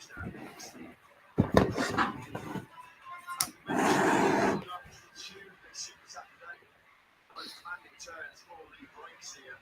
Turn 1 to 11, turn 12. The accelerating in turn 12, then 60 and 5 miles an hour into reverse here. 60 miles an hour turn 12. Good on technical cheating also. It's a major mistake. In about 1.2 back straight. As always, delighted to have you with us. Matt Burton, the commentary box, with us a little bit alongside Jack Appleyard down in pit lane. Yesterday, us, Friday practice, very much the Martin and Maverick show here in Coast. Malik Vinales, so you saw that early, passes in the point section. Brilliant. For Martin, when they find the right lap time, the top of the leaderboard at the end of the point. Blistering end to practice yesterday afternoon, the top 5 on the riders in the 201. What a heavyweight top 5 it is as we look at the Texas themed special helmet of Jack Miller, who is going to have to certainly go some with that special helmet later on this morning to book his place in qualifying too, because only one of KTM's made it. That was Pedro Acosta, who completed that heavyweight top 5 of Martin Vinales, Marquez Bagnaia, and Pedro Acosta. And it's the latest Spargo yesterday. What he saw of that incredible Martin, that he was right behind it. Look, Insectonetti too have a new design for his helmet. Sporting special American helmets here this weekend. Let's go and get some early thoughts on this Super Saturday. Not a great start this Coast Grand Prix for Honda. In fact, all 4 Hondas the back yesterday. Let's get some early Saturday morning from HRC team manager Alberto Fuji. With Jack Danny Pillay. Good morning to both of you. Yeah, good morning to you guys. Good morning to everybody at home. Well, a good opportunity to chat with Alberto after what was a difficult first day yesterday. Joanne in particular was pretty unhappy when speaking to the media, feeling that Honda might have gone in the wrong direction. You agree that maybe going in the wrong direction? How do you analyse things from 3 rounds in? KTM Racing, that Dani Pedrosa is gonna win in the Italy Grand Prix and the Spanish Grand Prix. So 2 wild cards this year. It's Alberto Puig speaking. And there are like 2 or 3 issues on the bike that are probably mostly affecting the performance. And yeah, They are in deep shit. But it's not being easy for now, and we can understand. Yamaha is way better than Honda right now. This is clear. John yesterday saying he feels worse both here and in Portimao than in 2023. How concerning is that? Well, it's difficult to say, frankly speaking. I mean, the only thing I can tell you is that, I mean, in Japan they are trying hard. They are really trying. They are working in many different things. They bring new people to the group. We have more manpower. I mean, it's not that they are sleeping, but on the other hand, we are not getting there. And the greatest rider of all time just put his helmet on. So the thing is gonna go right now. You cannot see on track. So this is, at this Poor Alberto. Poor Alberto. What he have to dance with the ugliest. but we cannot see nothing really impressive on track. This is true. Of course, you have the concessions for this year. Luca has already done a test this year at Jerez. What's the plan over the next weeks and months to try and utilise both Joan and Luca? Yeah, we will continue testing. We have a test. MotoGP FP2. We will try to use all the MotoGP possibilities we have to FP2 develop and we will about not to start. skip any possibility. I mean, but also true is that we need to really go to the point and make the bike work because there's a lot of effort behind.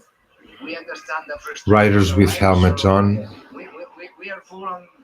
We are committed. Look, the helmet with the Batman customization for Maverick Vinales. Maverick Vinales is one of the serious candidates for today and for tomorrow. Let's see if the Aprilia can handle the pressure, and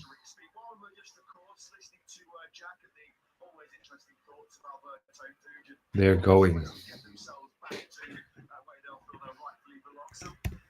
Breaking news coming out of the Red Bull Cajun Factory Racing Camp. And some exciting news, in particular, if you are Danny Pedrosa and Hollis Fargo fans, as you know, so many of you are around the world. Danny Pedrosa will be back for the second year in a row as a wild card at the Spanish Grand Prix. Round 4 coming up later on this month. Of course, Pedrosa was the star of the show, wasn't he?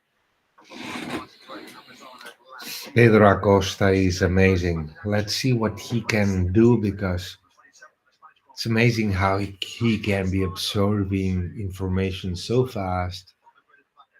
Let's wish he have no injuries because if he have no injuries, his numbers are top in history. I mean, that guy, only destiny can stop him. It looks very good. It looks a MotoGP rider from 10 years ago, you know. Looks very well. And he's only 19. Look, Poncharal here. Or Poncharal knows that he have a Messi here. Okay. Aleix, let's see if Aleix can. There's 30 minutes now. 30 minutes.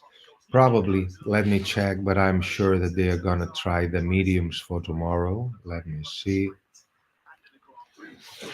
Soft for Maverick Vinales. Medium front, soft rear for Martin. Acosta medium front, soft rear. Bastianini the same, medium front, soft rear. Insectonetti one, the same, medium front, soft rear. Brad Binder, front medium, soft rear. Morbidelli, front medium, rear back. And then Mark Marquez the same. They are all using medium and soft, but two riders that are using both, sorry, three riders that are using front soft and rear soft, that are Viñales, Raúl Fernández, and Nakagami. All the rest are using soft front, soft rear, sorry, and medium front. Look, Marquez is looking gorgeous. Yeah, Mark Marquez is a superhero. He's a superhero, a real life superhero. Look. Ooh. Looks good, looks good. I don't know the time yet. Well, everyone is improving so far. He's gonna jump up, but yeah, it's more a question of a rhythm. He's using soft rear and medium front.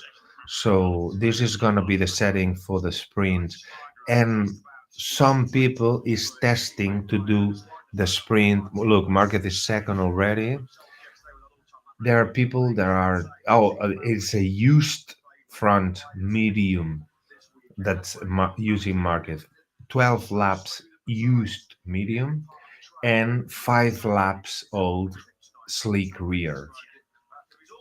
He's improving, he goes second, and he keeps grinding. I suppose that he wants to test how long it goes the medium front, because the sprint is gonna be 10 laps and the long race is gonna be 20.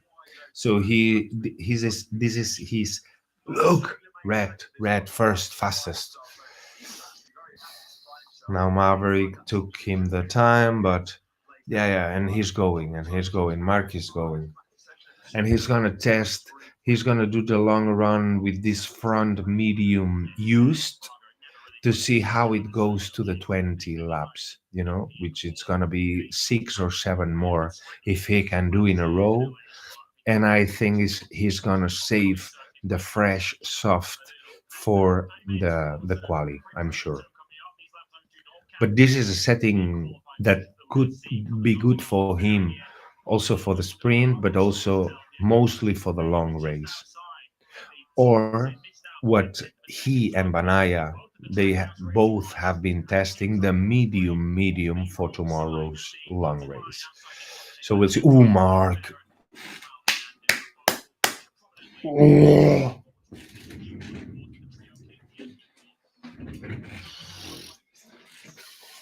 So we're talking about new records here, or what?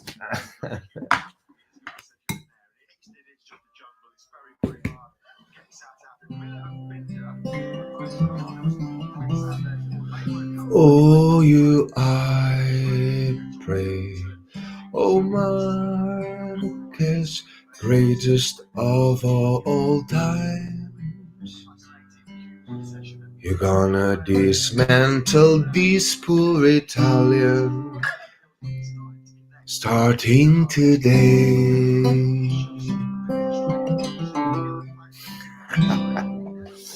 Okay, so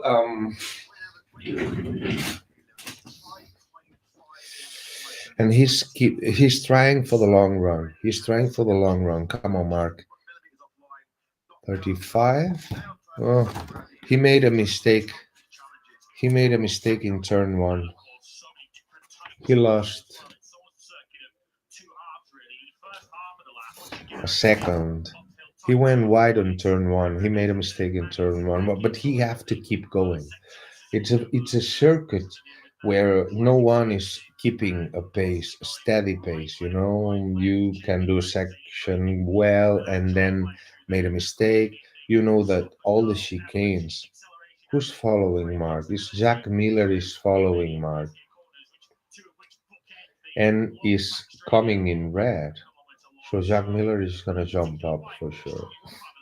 But this is not our problem. Mark is working on the rhythm, on the pace. Maybe there's 22 minutes to go. Maybe he's gonna put something soft or new at the end of the session, but not now, not yet. 7.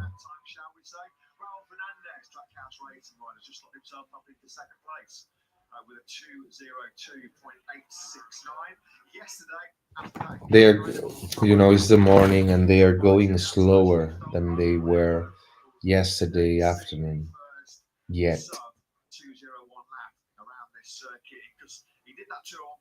Mark goes into box, I think. Oh, no, he keeps going. He keeps going. He made a mistake in that last lap. Now Banaya is pushing with the same selection of tires. Now Banaya is following Marquez. Let's see if we can see these images and I can grasp something. Miller is also coming fast.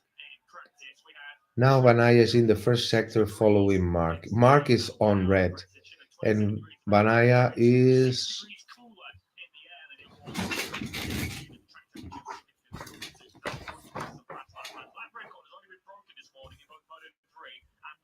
oh, Banaya went wide in the first corner. Banaya is feeling. Look. He runs wide. No, he runs wide. He loses the lap in turn one, Banaya. And Marquez keeps going. 0-4 what? 0-4-3-5-2. It's fast, it's fast. It's not record fast, but it's fast.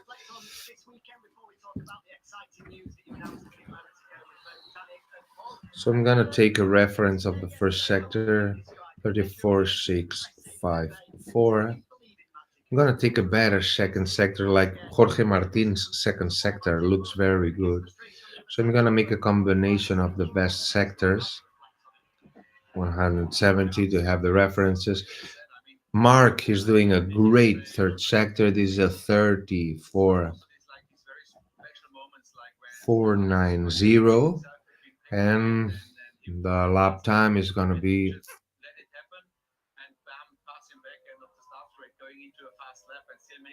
2:02.723. Wow. The rest of the grid, Insectonetis included, are dead meat. Dead meat, for hamburgers and all that stuff. Now Jorge Martin, 1/10 faster, like now.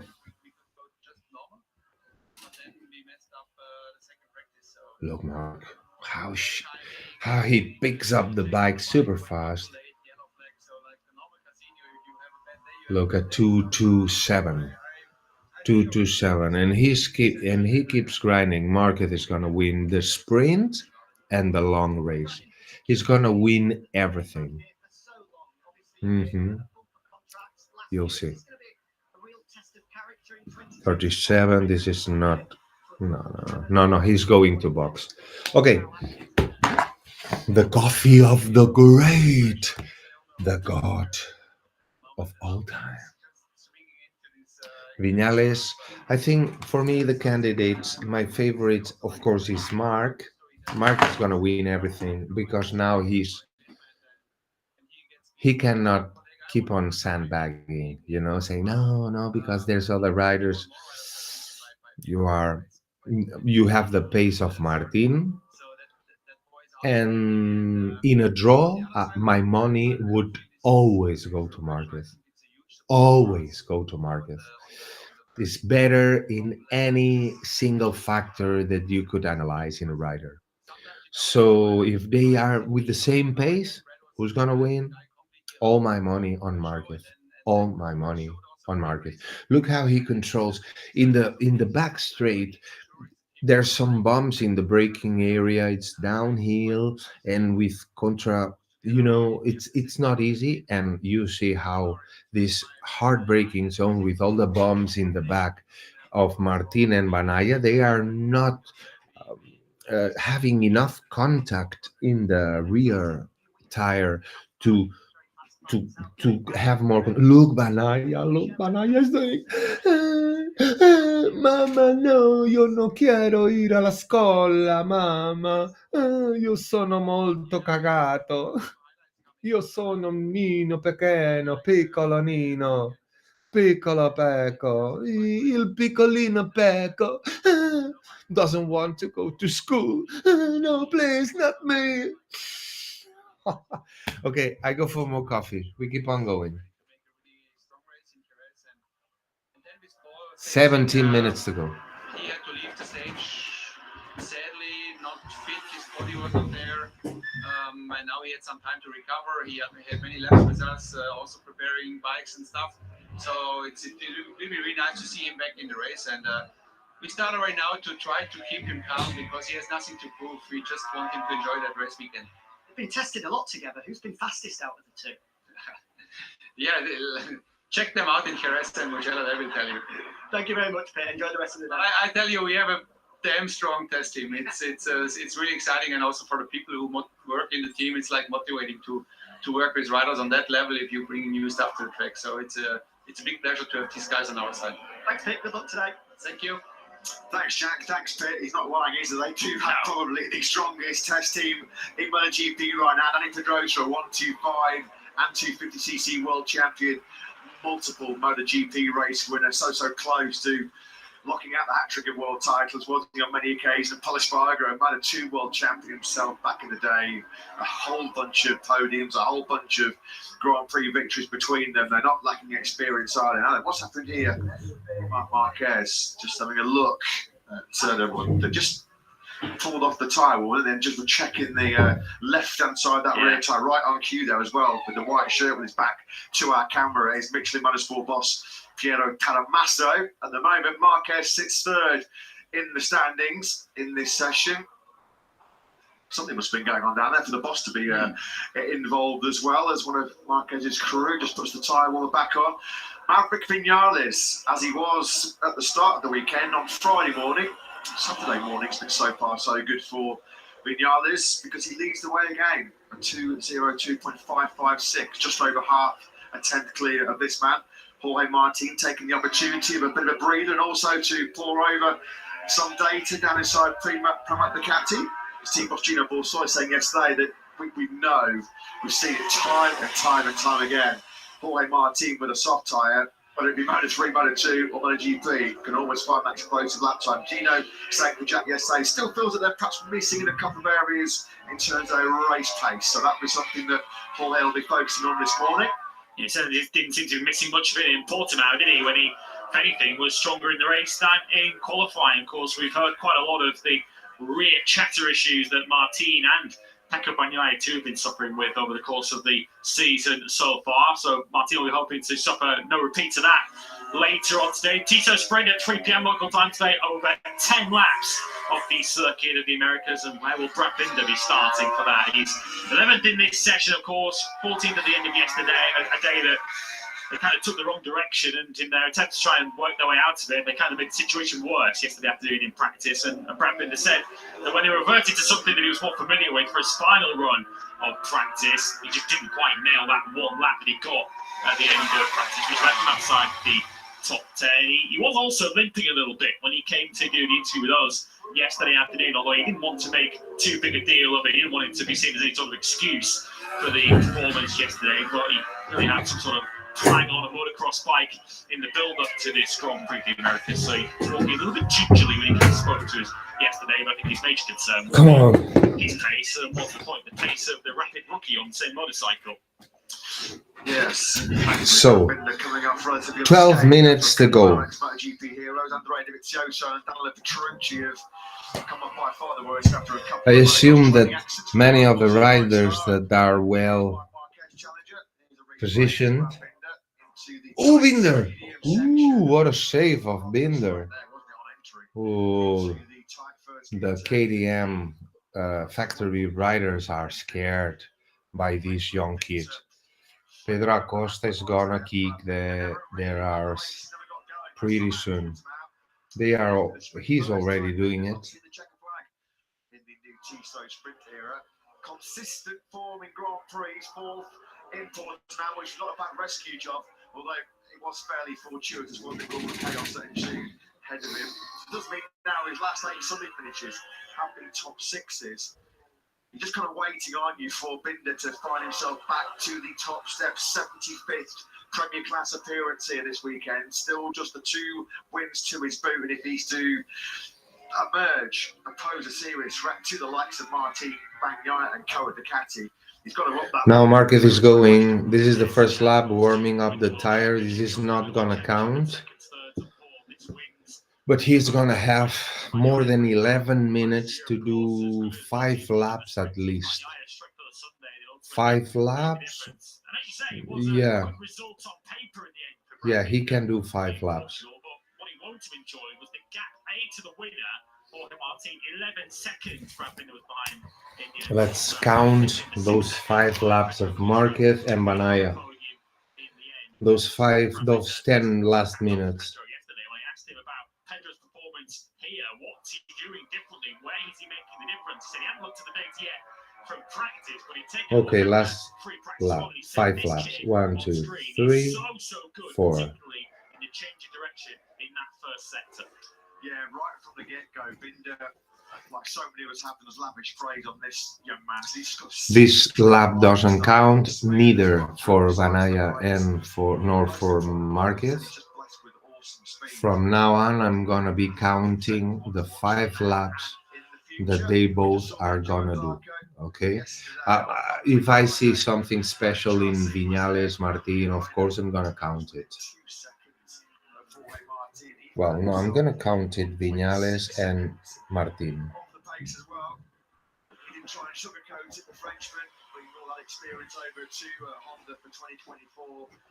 Just said it was a very, very tough day. I don't count on the Insectonetis, neither 1 nor 2, because they are going to disturb, they are very aggressive on the braking, but they are not fast.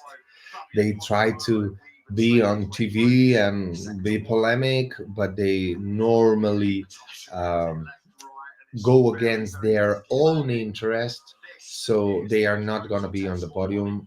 None of the Insectonetis. I think the win is going to be among Vinales, Martin, and Mark. And let's see Vanaya. Vanaya, maybe. Now, I would bet for Vanaya out of the podium. But it depends on the exiting. If you are in the first row, you have a great advantage. If you are in the third row, your race is going to be compromised today and tomorrow. So Vanaya is pushing very, very early on. Let's see.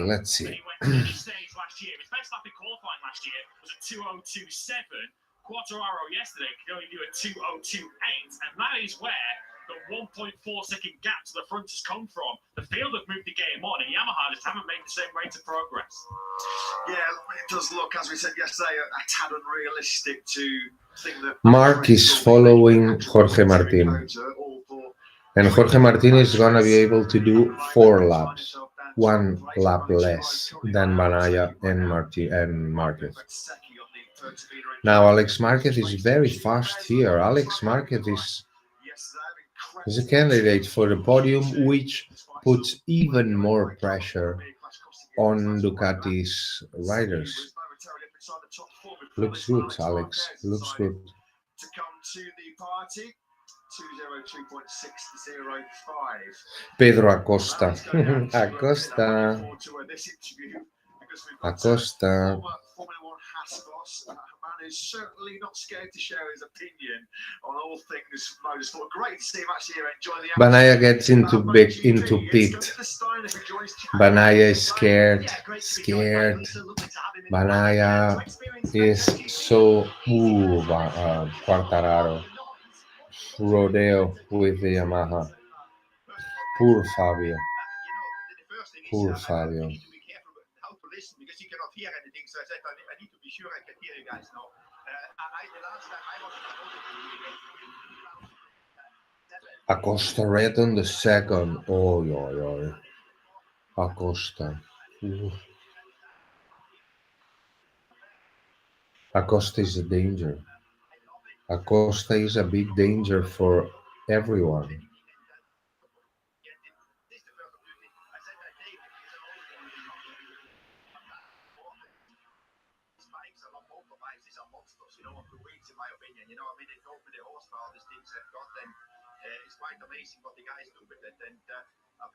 Mark, red in the first one. In the second, sorry. Acosta fastest. Acosta is the 2:02.243. Mark is going through the third.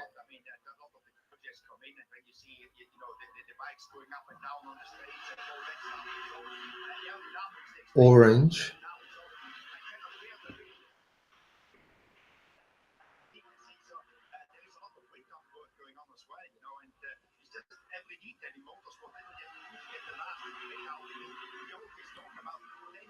Acosta red on the first.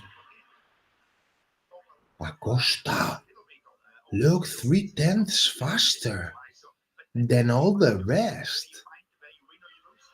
Marquez cuts the gap to less than 1/10 with a 2:02.440. Acosta is 2:43. So Acosta is way faster than the rest. Let's see Marquez if can respond to that. Not bad. 34, no, he loses in the first sector. Oh, but he had to advance Zarco. Okay, he made an advancement. He lost here. And he's following now one of the Hondas, the Repsol Hondas. Look, Tardozzi and Dalinha. They are scared. Acosta, what? 2:23. Another 2:23. Acosta is impressive. Viñales now is bouncing back. Banaya isn't here. Banaya is getting into trouble because many people that is gonna be slower than you in the weekend is gonna be able to start the races in front of you. Acosta again. It's a rhythm, it's a pace. It's not a fast lap. With the soft, he can do the sprint. Even he could try to do soft in front. Ooh, Acosta looks impressive. This is.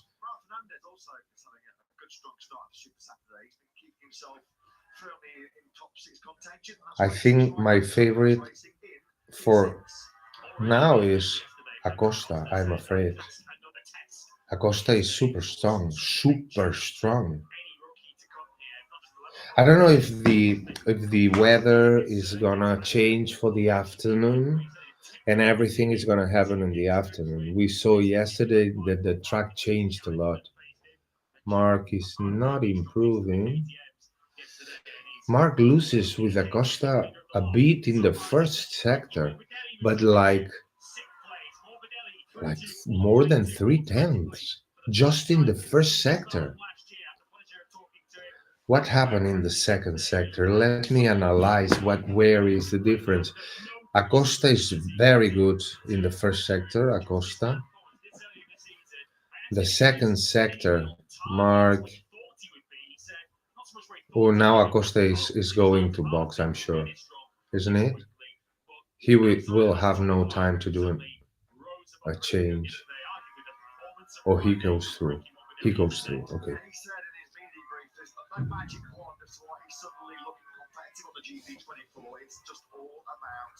Seat time, track time, being out there, lapping, gaining experience. He made a really good point actually when he said about missing the 5 days of pre-season testing. He said, if you look at that, Bastianini is losing almost half a second in the first two sectors. And he's with soft everything. I mean, Acosta is changing the game.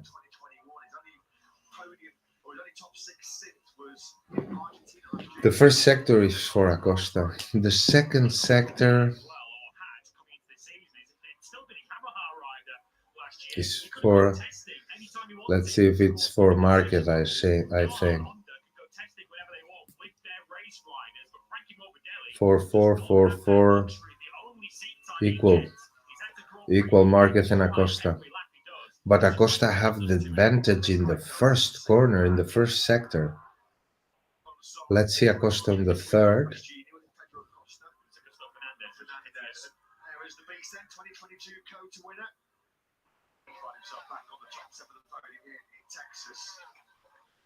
Felt like the improvements needed to come in the hard braking zones. Of course, stopping the GP23 and getting good corner entry was his issue throughout most of last year. And that's kind of sort of carried on a little bit on the GP24. Of course, it's easy for him to understand because he just gets to get first-hand looks at Peggy 690. So he said the hard braking zone, turn one. We'll see the third sector. I think Acosta wins in the first sector. They are equal with Mark in the second. Ooh, now Mark made a mistake in the second sector. Big mistake. The third. Now it's not gonna count for Mark. It's over. This is it. That's it.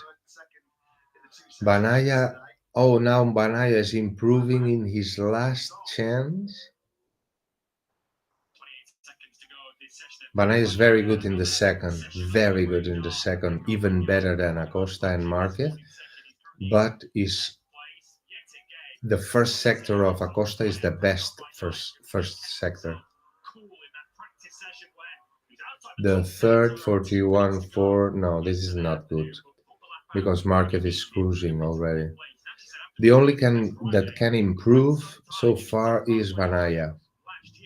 34.093 is fast. Banaya maybe goes to first row.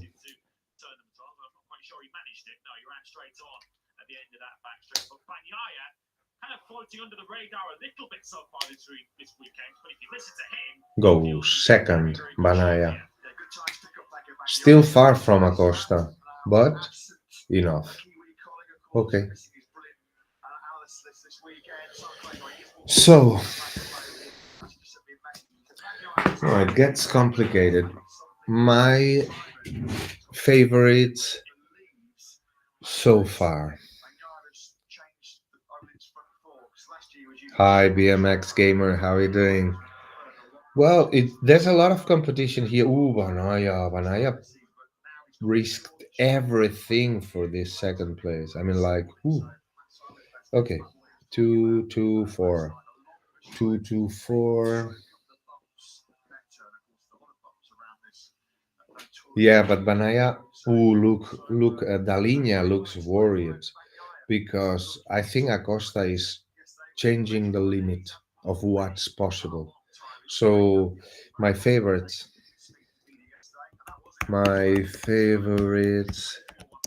for today. For today mean the sprint and quali QP.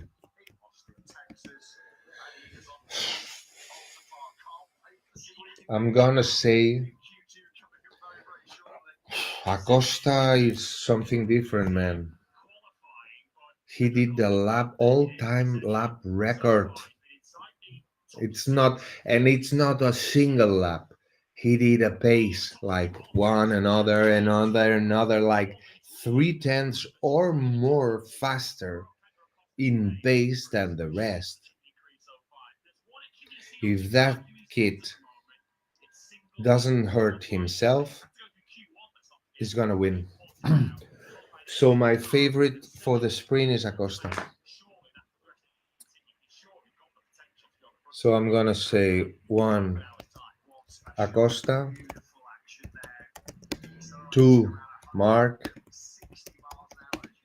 and 3 Viñales.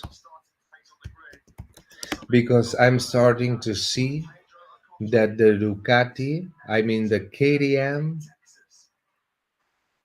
is a good bike to win here. But see, the other KTM is not there. It's simply not there. It's Miller 11th, like 1 second away, and Binder is even worse. This 15th, 2.3. So it's Acosta. It's Acosta. I'm sure that Peter Mobility Group is giving every single tool that they have. But this is so incredible, so much better than everything that we have seen. that I cannot say other thing that my money goes on Acosta for the sprint. For the long run tomorrow, because Marquez and Acosta is just going all in all the time, all the sessions, everything. If he doesn't hurt himself, he's gonna win the sprint. But I think that Banaya and Marquez has been the only two riders that they have been testing the medium combination. That this is the winning combination we assume for the long race, not for the short race. So I think that Marquez is going for the title and Acosta is going for everything. So I bet my favorite is Acosta for today because he doesn't care if he.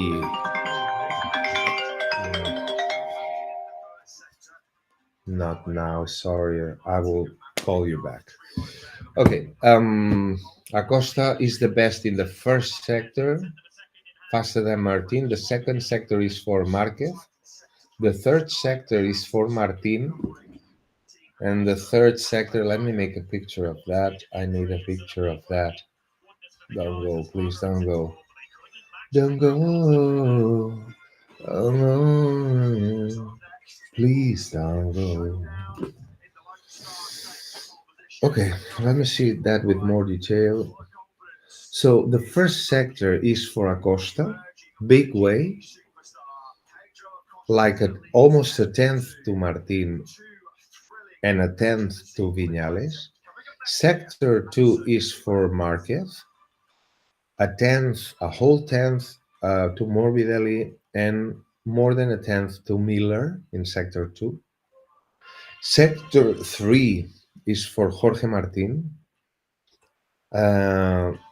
Pedro Acosta is 0-0, is equal. It's a draw among Martin, Acosta, Banaya, 0.002 Acosta, and 0.009 Banaya. So it's a triple draw in Sector 3, Martin, Acosta, Banaya. And Sector 4 is Acosta, and Viñal is another triple draw among Acosta, Viñales, and Espargaró. Very close, the three together. So I can't imagine any Saturday more exciting than this one. Oh, thank you very much for being here. I'm gonna have a lot of fun. And I appreciate you being here and sharing with me the passion that I have for motorcycle racing. So yeah, we're getting ready. Let me see the schedule. What we're gonna do now? What's next? Because they changed. Now they are doing the Q1 of MotoGP Q1. Okay, so I'm not gonna change anything.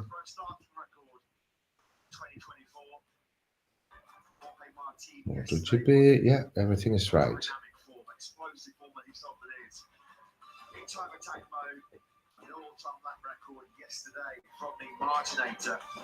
The Martinator. Look, who's outside? Binder is outside.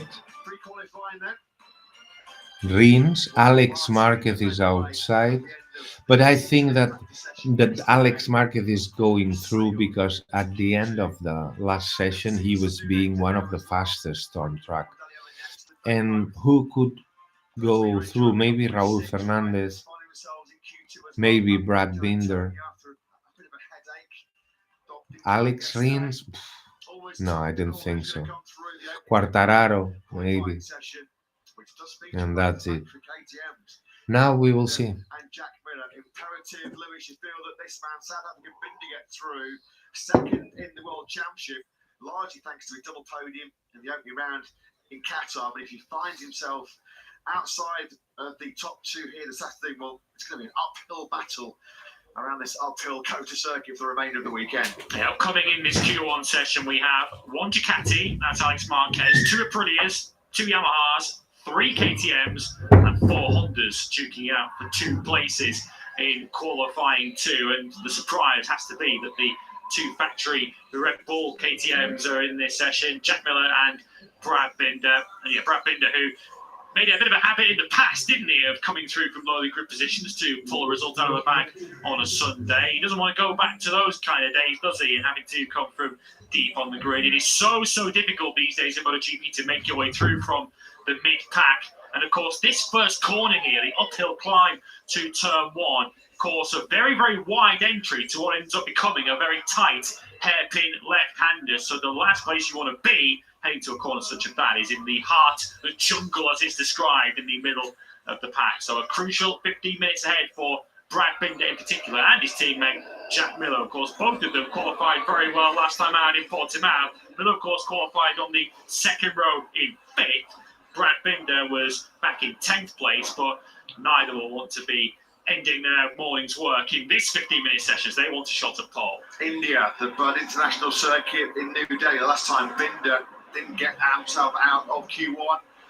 Trackhouse Racing in their first home Grand Prix in the MotoGP World Championship. Huge expectations coming into this weekend for the Nashville-based team. Got a huge presence here this weekend from their NASCAR crew.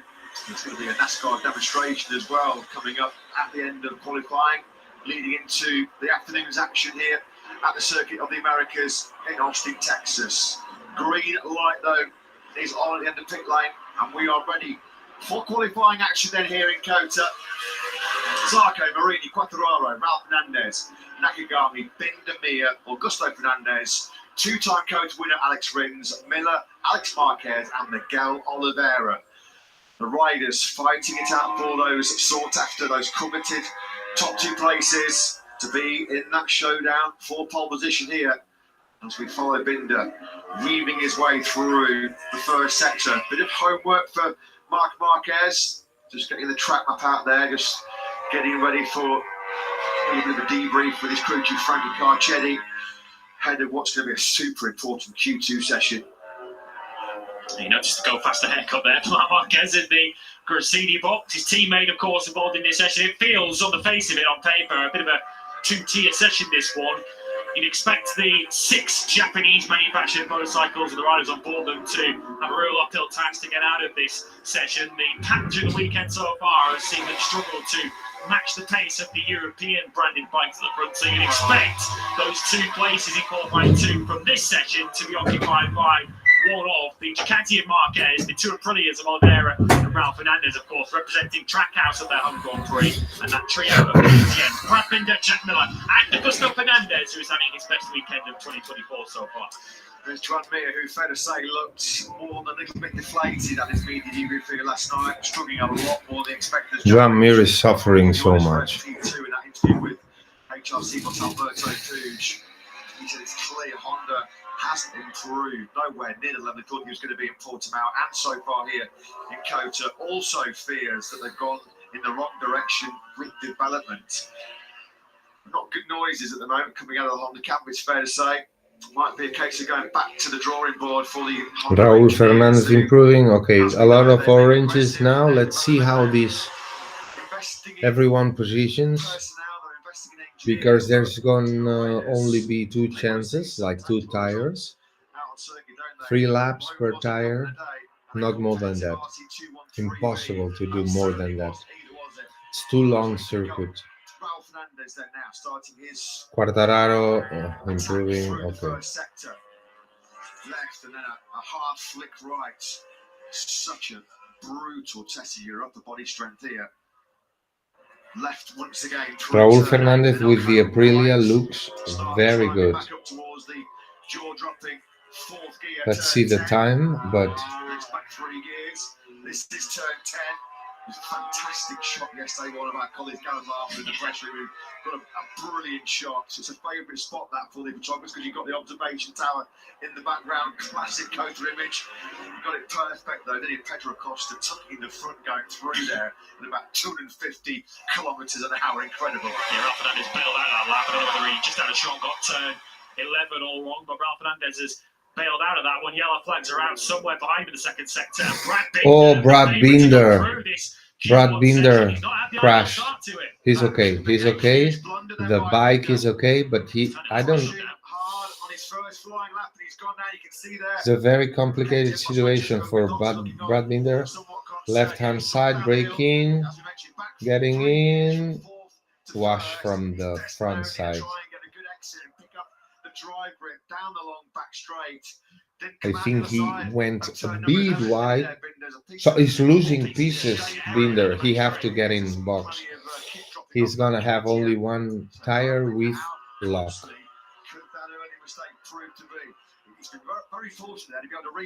Okay, Alex Marquez, I think, is one of the favorites to go through, as I said. Luke Raúl Fernández and Augusto Fernández. Ooh. Alex Marquez is getting in from the box when people were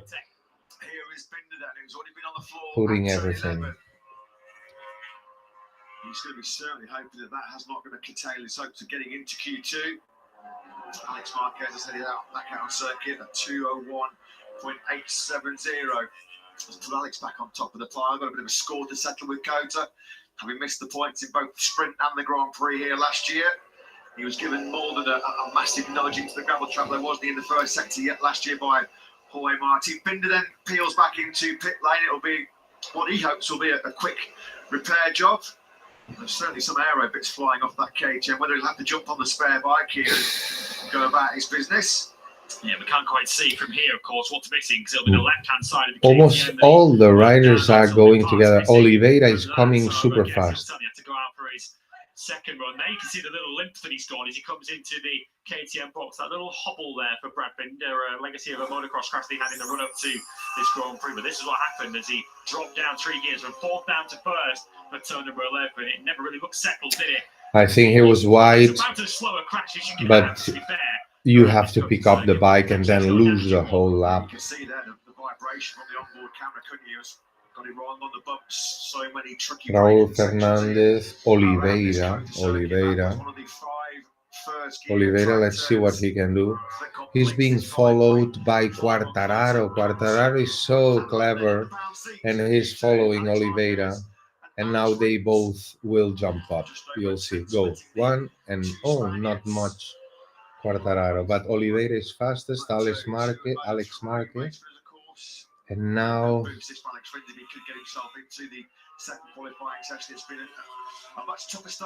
no one is using the soft front tire, not even in the qualification. No one is using. Oliveira is still improving. No, that's it. That's it for Oliveira. He have a margin, very little margin, and Alex also, and Miller also, because the four first bikes are within at 1/10. So until the last second, everyone is gonna suffer here.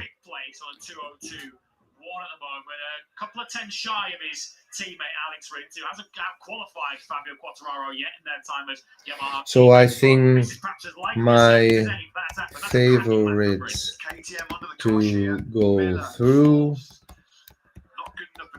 are, there's two going through, isn't it? There's two going through. Jack, you're right outside. What's going on? Yeah, initially work commenced, as you can imagine, on that number one bike. A new side fairing was put on and they put a new rear tyre. There's two going through. So my bad is Marquez that new rear tyre out of the number one bike, the one he crashed, and Oliveira. Number two bike. So it looks as though Brad is going to have to complete this session on that number two machine. Yeah, thanks for that, Jack. Great spot. So yeah, it's been far from ideal start to Q1 for Brad Binder. This is right in the heart of that Red Bull KTM. I put it because if I miss, there's more than a couple of pensive faces looking on there. Because right now, Binder, yeah, there's aero on the left-hand side, isn't there? It's going to start dropping. Let's see what happened. There's completed A time limit in this session, Less which means than now 6 minutes to go. right 6 minutes to smack bang go. at the back of the grid. Well, it essentially puts him in the same position he was in practice yesterday, doesn't it? Where he got to his final run, went out with 4 minutes to go of practice without Binder really is going out with the on the same board. bike, He's in I that think. position again. He's For the breathtaking. position, So the pressure that was is already on using him the by same breaking his bike. I qualifying one think session in the first place, it's certainly that he ramped felt up. off. It But he's wasn't now a hard Tranmere crash. also yet It's to go just lap maybe a time plastic on the or a board. fiber So that Arlo, he has been opened out there it 3 up, but laps of it shooting wasn't the yellow flag there, something and then major. his crash on his first Quartararo lap is time going struck in, up. So at the moment, so he's running and out of Binder time. He has with to nothing to change show the for their bike. afternoon's work. Just under 6 minutes of the session remaining, then Quartararo and Oliveira sweep back into Brad pit Binder lane. is the And first to go Oliveira, as out. it stands right now, He needs to. Quartararo just getting some instructions there from his crew chief Let's see what's Diego happening. Gabellini. This is not how Fabio would have envisaged celebrating his new 2-year factory Yamaha contract being stuck in Q1. Although you have to say it's familiar territory for him over the last 18 months or so as Binder. Oh, I thought Binder was out, but if Binder have one try, one tire, maybe one of the. Maybe I'm not gonna make the bingo. Depends. I don't know. We'll see. All eyes on Brad then as he leaves pit lane. That was Marini up ahead of him, who'd just gone out to start his final run. So Marini will be the first rider on track to start 4 his minutes final and 15 seconds to go. What's going on? Rather impatiently waiting for them to fire his factory Yamaha back up. Quartararo goes back in. Very shortly. He might be looking at just one time lap. They use the same bike. They change all tires. Yeah, they're all sweeping through the runoff area in that first sector just to use as little amount of time because they possibly can and make sure they're going to get a couple of laps late on here in this session. Alex is getting a good position to pull As we start to climb towards in a turn 10. group of 4 riders.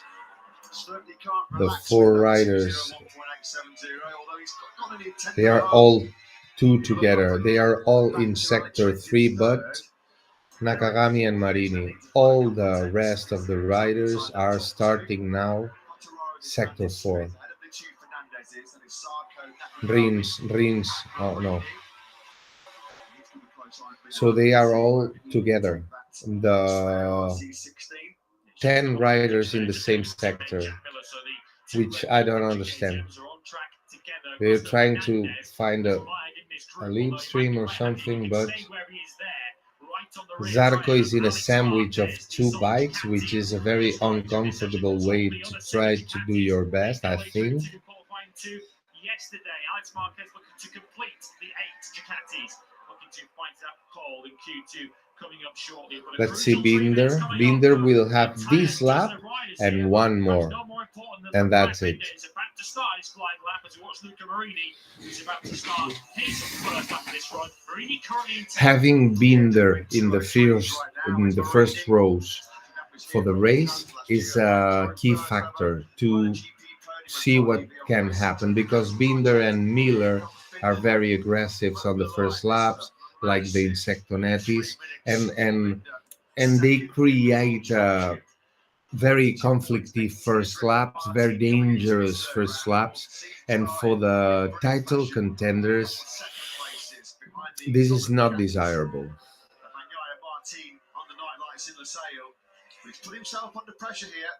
Miller is improving, followed by Alex Marquez. Alex Marquez is using Miller's slipstream to make the same lap, not faster, just 1,000 of a second faster. The same time. Let's see what happened in the third. Trying a little bit too hard. His teammate is catching him. You can see visibly how much closer Jack Miller is now, although I'm not sure he got turn 11 exactly right there, but he was closing in on the back of Miller is doing a great lap. Miller continues to maintain that advantage. Miller is gonna do the fastest lap here, I think, in this lap, but they'll have one more lap. Miller goes fastest. Yes. No, Raúl Fernández. Oh, and Miller. Alex Marquez. Oh, it's gonna be. Oh, now there's a gap. Now there's a gap of almost 2/10 among Raúl Fernandez and Alex Marquez. So everything goes here. There's a delay. We are watching the live timing. It goes further in the future, and we're gonna listen the commentators explaining the things almost a minute later that we see the live timing happening. So I don't see any reds on the first sector. No one, no one. Something happened there. Oh, no, Jack Miller just run off, and only Alex Marquez keeps pushing, and Oliveira is pushing also, but Jack Miller just opened up the bike in the first corner. So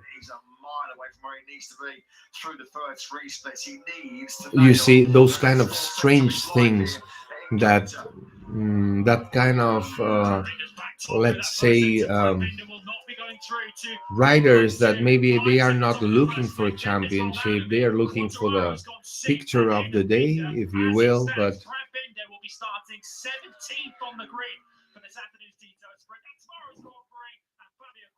oh, Fabio Quartararo fell down. You know that Lynn Jarvis is leaving Yamaha? Lynn Jarvis is doing his last year in Yamaha. It's not official yet, but when the rumors are, ooh, front end, nothing happened. Clear, clear one. And the bike is okay. No, it's a slow corner. Poor Fabio. How long this year and the next 2 years, so 3 whole years, with this rubbish you have between your legs.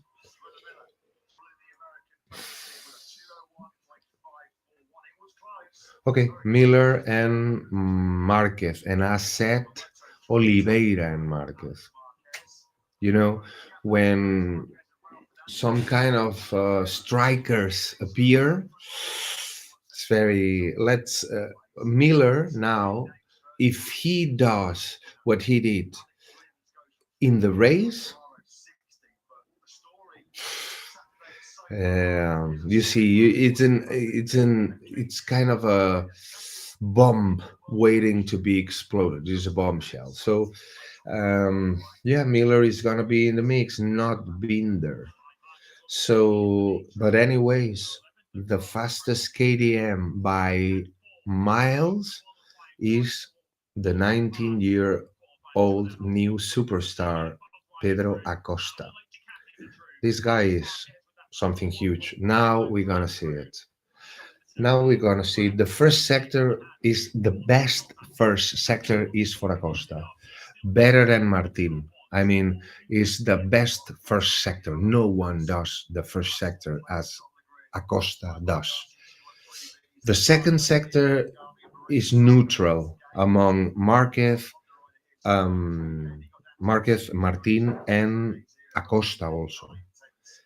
The third is not clear. I have doubts because it's where almost all the mistakes are made, and it's a section that if you lose a line, you pay it for 2 or 3 corners. So it's a very irregular, and I don't have a clear vision about that. Now, not mixing the rhythm, the pace, just thinking about pure speed. Now I'm gonna analyze the sectors to see the detail and to see that I'm seeing that Acosta is doing a first sector that no one can match. Like impressive, like big margin, like 2/10, 3/10 in the just in the first sector. And then there's neutral in the second among 3 guys, Acosta, Marquez, and Martin. The third, I'm not understanding it well because they are mixing pace or rhythm settings with going for one lap kind of settings, and it gives me very difference among what's good and what's bad, you know. And the third one and the fourth one, I would say, I would say Martin. I would say Martin in the last one. So now we're gonna go deep in the detail because I think Acosta, if if someone have room to improve, is Acosta. And I'm sorry to say that uh, seeing the factory KTM riders so little, so helpless, it's very hard. So maybe, and just maybe, the KTM is better bike than what we've been thinking. But if the level is given by average top riders, it's not the same that if that level is given by a superhero star. It's not the same. Okay, qualifying two. We're ready to rumble.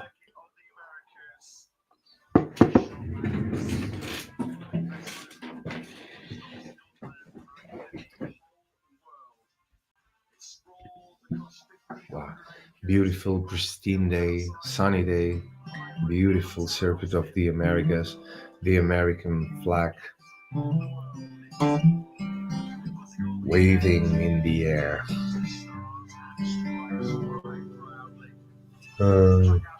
Sorry, I didn't. Arwin, ¿dónde anda Oliveira? Se ha quedado fuera. Se ha quedado fuera Oliveira. Me pensaba que pasaba, era mi apuesta, ¿eh? Pero no. Porque al final Miller ha hecho sus mileradas y como tenía el mejor tiempo, en la última vuelta iban un grupo de 4 pegados y como Miller se sabía primero, al llegar a la curva 1 ha levantado la moto y todos los de atrás han perdido la vuelta y ya era tarde. Y se ha quedado fuera Oliveira. Pero bueno, es que claro, si vas al último minuto es lo que hay. ¿Qué dices por aquí? A ver, un momento. Oliveira se ha quedado fuera de la Q2. Video Max. Quality Video. No, no puedo la imagen, no puedo. I'm watching the image and I'm explaining everything and you can see the live timing, but I cannot show. 750, please, not lip time, very small. I cannot do any other thing. I mean, what I'm doing. It's what I can do, man. I don't know. It depends on how you reproduce it. I'm doing 1080 HP. Let me see.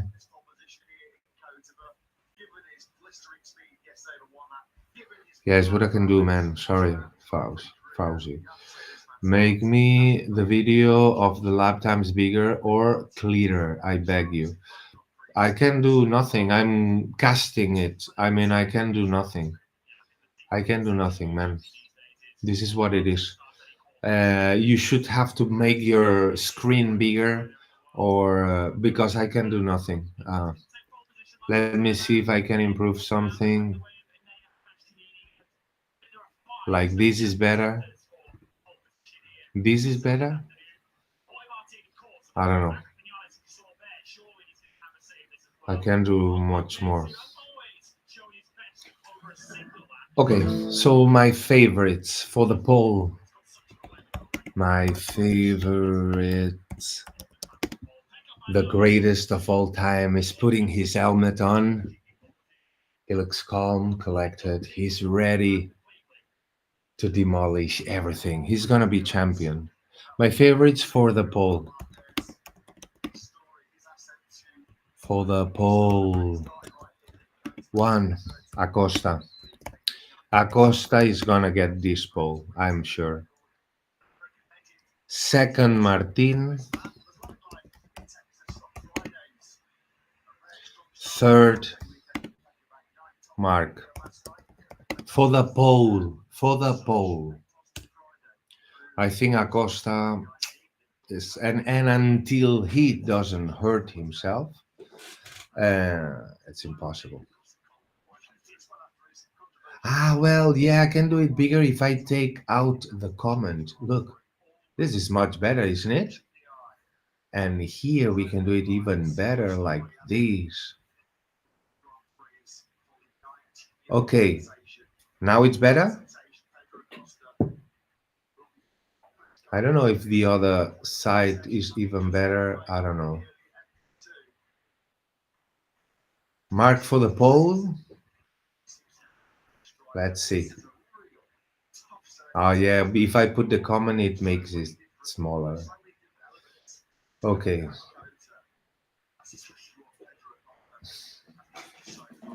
Alish with the helmet on. I hurt myself today to see if I still feel a focus on the pain, on the thing that's real.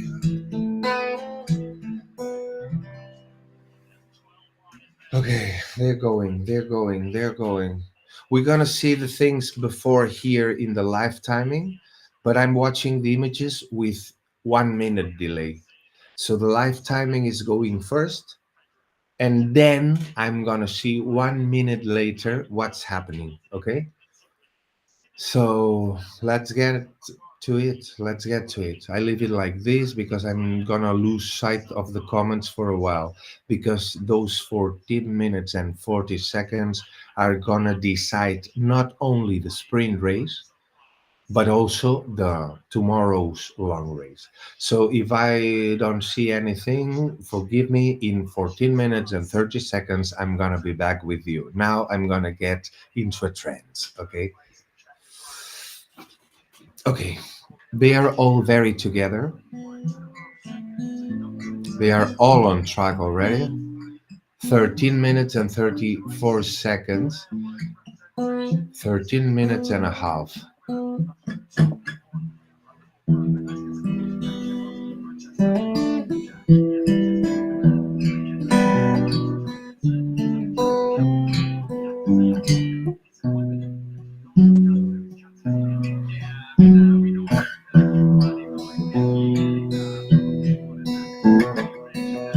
So close, no matter how far.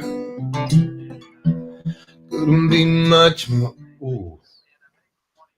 Okay, Mark Marquez just advanced one of the Insectonetis, because like Miller did, because Miller is Australian, but it have kind of similar uh, s- kind of behavior, let's say.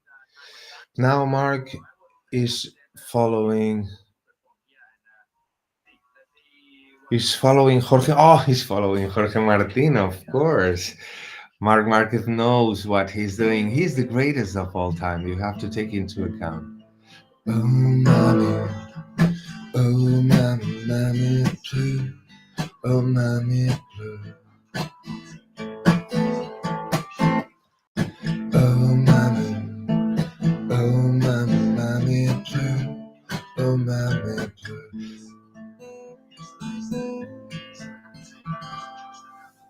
It's following very closely one of the Insectonetis. I don't know if it's the Insectoneti 1 or the Insectoneti 2. Is following Mark Marquez, but it's losing him. I mean, Mark Marquez is following successfully Jorge Martin, and the Insectoneti 1 or 2 is losing ground with Marquez. So I think that Marquez have the pace of Martin. He's gonna try to make a photocopy of what Martin does, and in a kind of equal situation, my money always is gonna go on Marquez. Always. Very different lines. They are doing. Martin! Martin fell down! Martin! The high pressure guy fell down. Martin! The rider is okay. The rider is okay. In front of Marquez for the pressure. Sorry, I can't do it now. Sorry. Oh, this is pressure. I thought, what a different line he did. This is pressure. This is pressure. He doesn't want to run wide with Marquez being just chasing you. This is pressure. And what's going to happen with Manaya? And now Martin. Oh, this is delayed. Martin is already on track. Sorry, because I'm seeing. Let me see if I can advance something. I'm seeing the video with 11 minutes to go, and here we are 10 minutes and 15 seconds to go. So what's happening here? It's happening delayed here, almost a minute. Viñales, a 1, 2, 4, 3. Let's see. Marc Marquez is second already. Martin probably. I mean, he will have another tire. There's 10 minutes to go. Less than 10 minutes to go. Let's see how.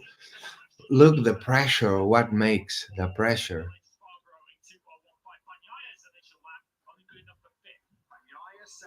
Martin is back on the field using the same bike. I mean, he didn't went to box. It was a very slow corner, left hand. He lost it, but nothing major to the bike, and it looks good. He's going full throttle, and he's on red. I mean, he's going fastest. Oh, this is very, very impressive, because when you make a mistake and you can go back to the bike and go red again, this is what a favorite does. But we'll see, because you know that everything changed. Let's see Acosta. Acosta is improving. I don't know why they are all together, because I don't think here the sleep stream is.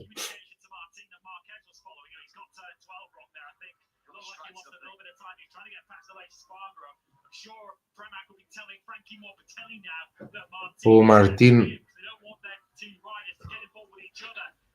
Oh, Martin now. Oh, he goes into box. No, Martin. Oh, finish the lap. If you were.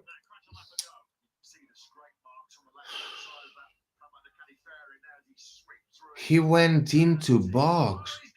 Oh, he's gone down again.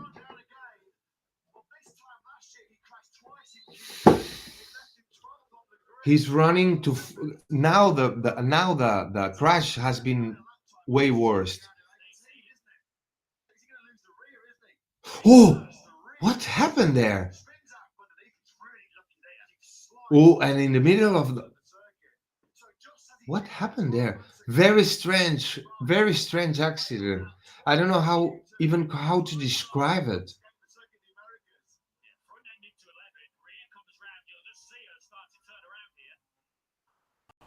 Oh, I can't. I mean, like, oh, this is very strange, because there's a corner that's 4 corners in a row, right hand, like 4 corners in a row, right hand side. And he was turning right, turning right, turning right, turning right, turning right. And when you face the straight and let me see it again. Very strange, very, very strange. And he ended up in the middle of the track. Very dangerous.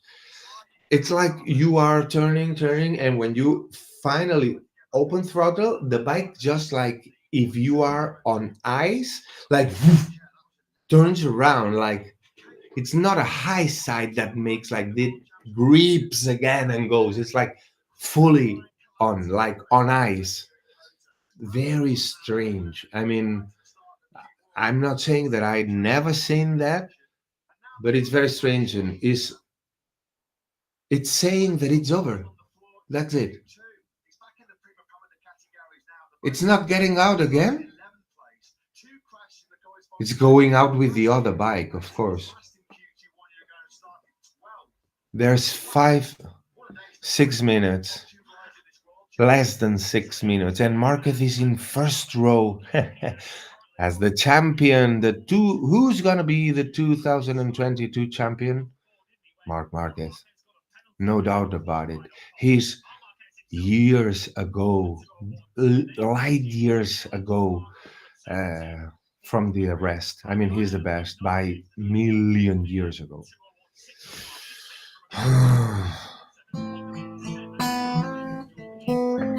Oh, you high pray, oh, Marquez, the greatest of all time.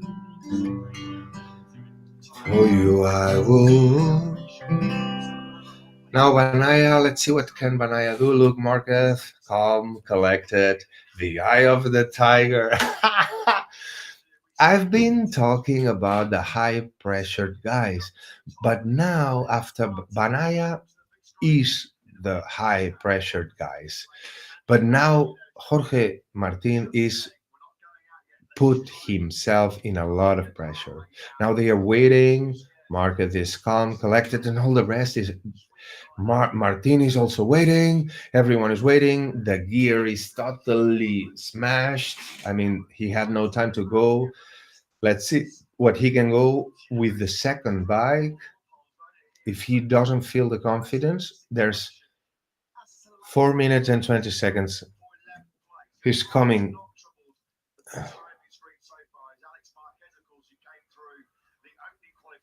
And Marquez is the last one to go out. Now Martin is. I'm watching the images delayed, but Mark Marquez goes after Martin, and he's alone. Mark Marquez is alone, followed by Enea Bastianini. Less than 4 minutes.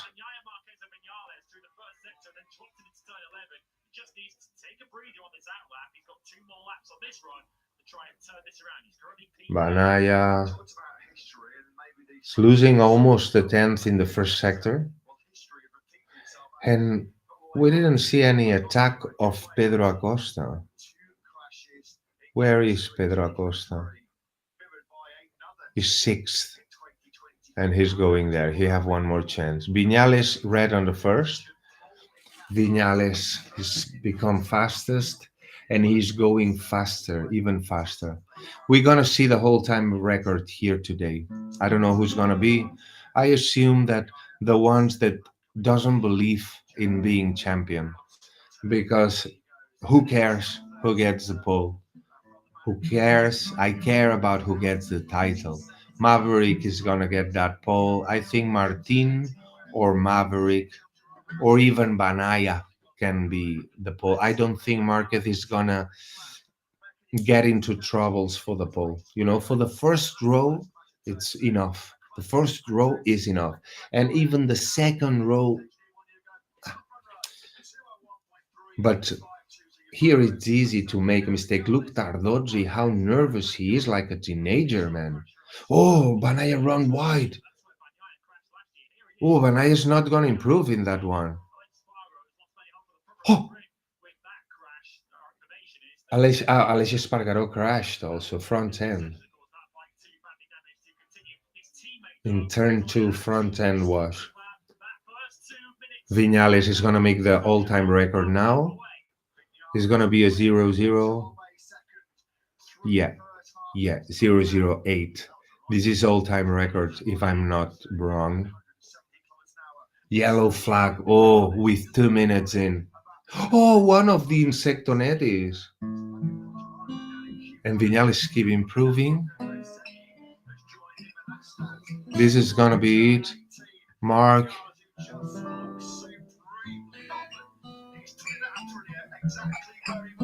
Marquez is not improving, and I'm afraid I don't think he's gonna be able to do another lap.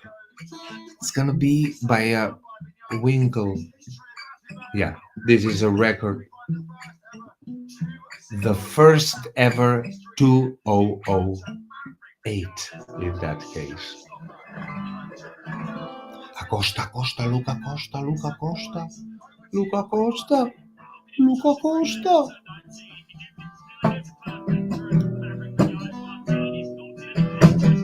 Luca Costa. Oh, oh Luca Costa. I told you.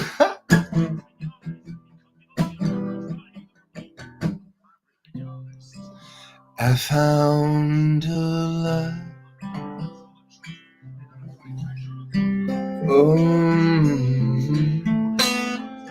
This is it, guys.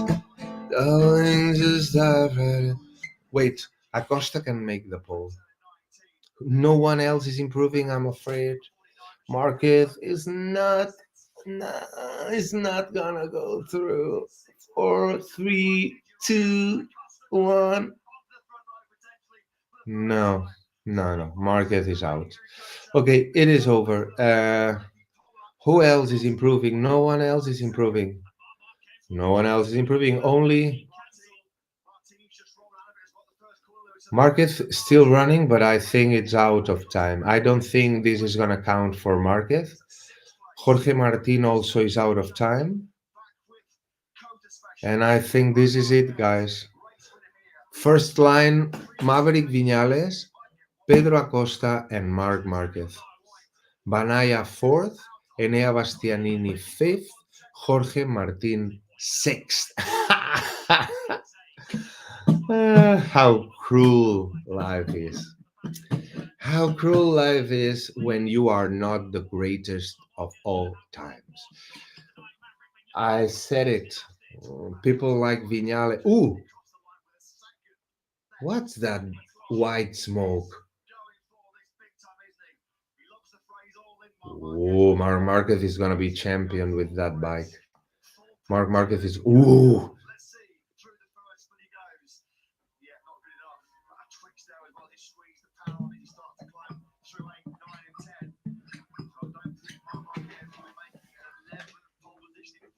No, Marc. Ooh, ooh, a lot of movement. We're starting to see Marc Marquez. This is Marc Marquez. Okay, he's not gonna make the pole, but he's working on the change of lines. He's working on the pace. No, it's not a pole time record, but it's still being a very good pace.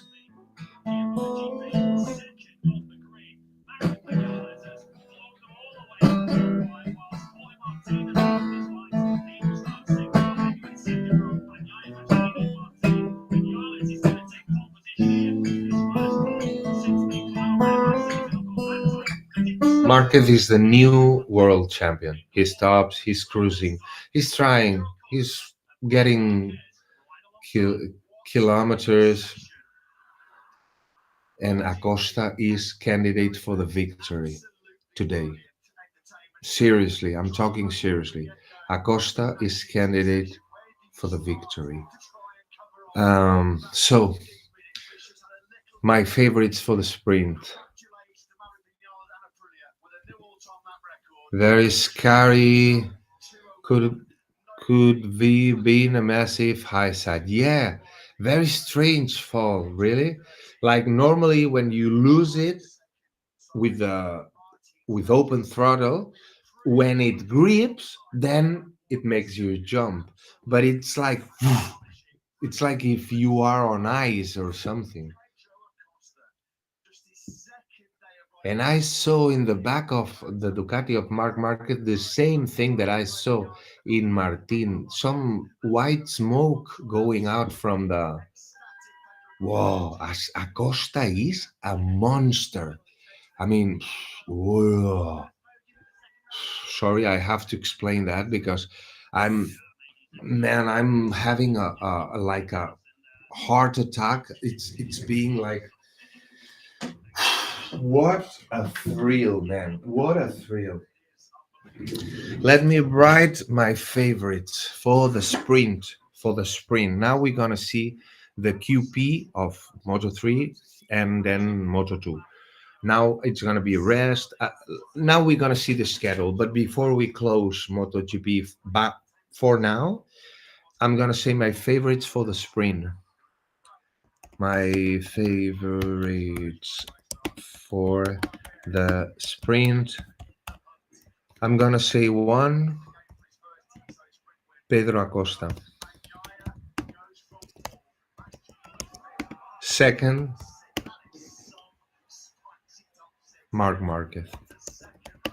Because I think Marc Marquez is going to be thinking in the championship, and he's going to be there and he have the same pace that Martin and better than Banaya, but Mark is not going to make a mistake like going crazy, and that's why I said that the poll was for Maverick, and I mean because they have nothing to lose. But when you are thinking in the championship, you are not gonna do crazy things.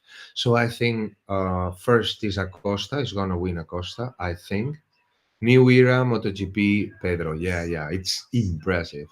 So my candidate for the win, the sprint, the long race tomorrow. My bet goes on Marquez. For tomorrow, Marquez, but for the sprint today, with a lot of the, let's analyze the first rows because then Banaya is fourth, Bastianini is fifth, and Martin is sixth. That means that all the Insectonettis and Millers and Binders and aggressive kind of uh, gang players for the first, you're not gonna have, it's gonna be a very fast race.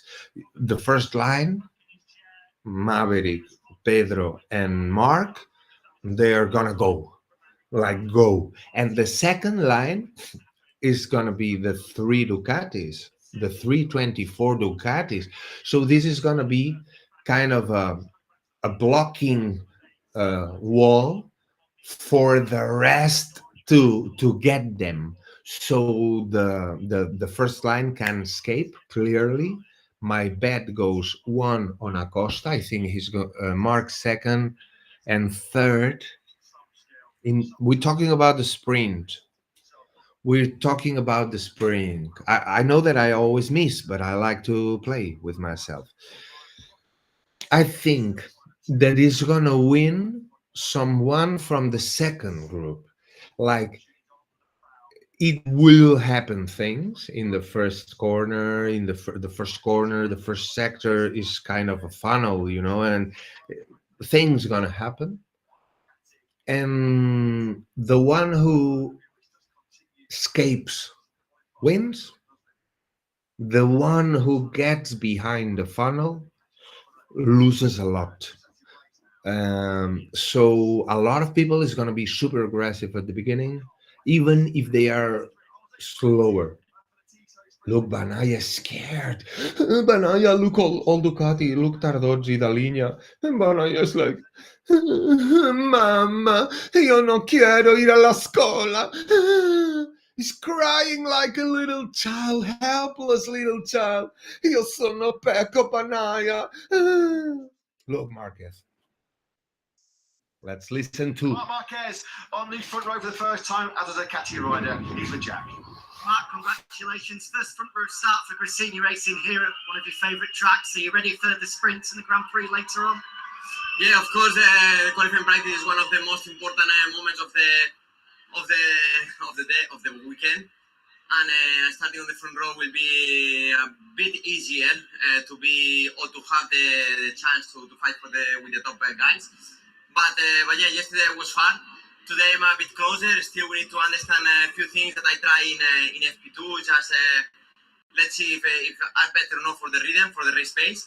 But at the moment, I feel better and better. During the weekend, I improve. So this is the most important. Good luck this afternoon. Thank you. Yeah. calm, collected. He's ready. He's ready. Ooh. Oh.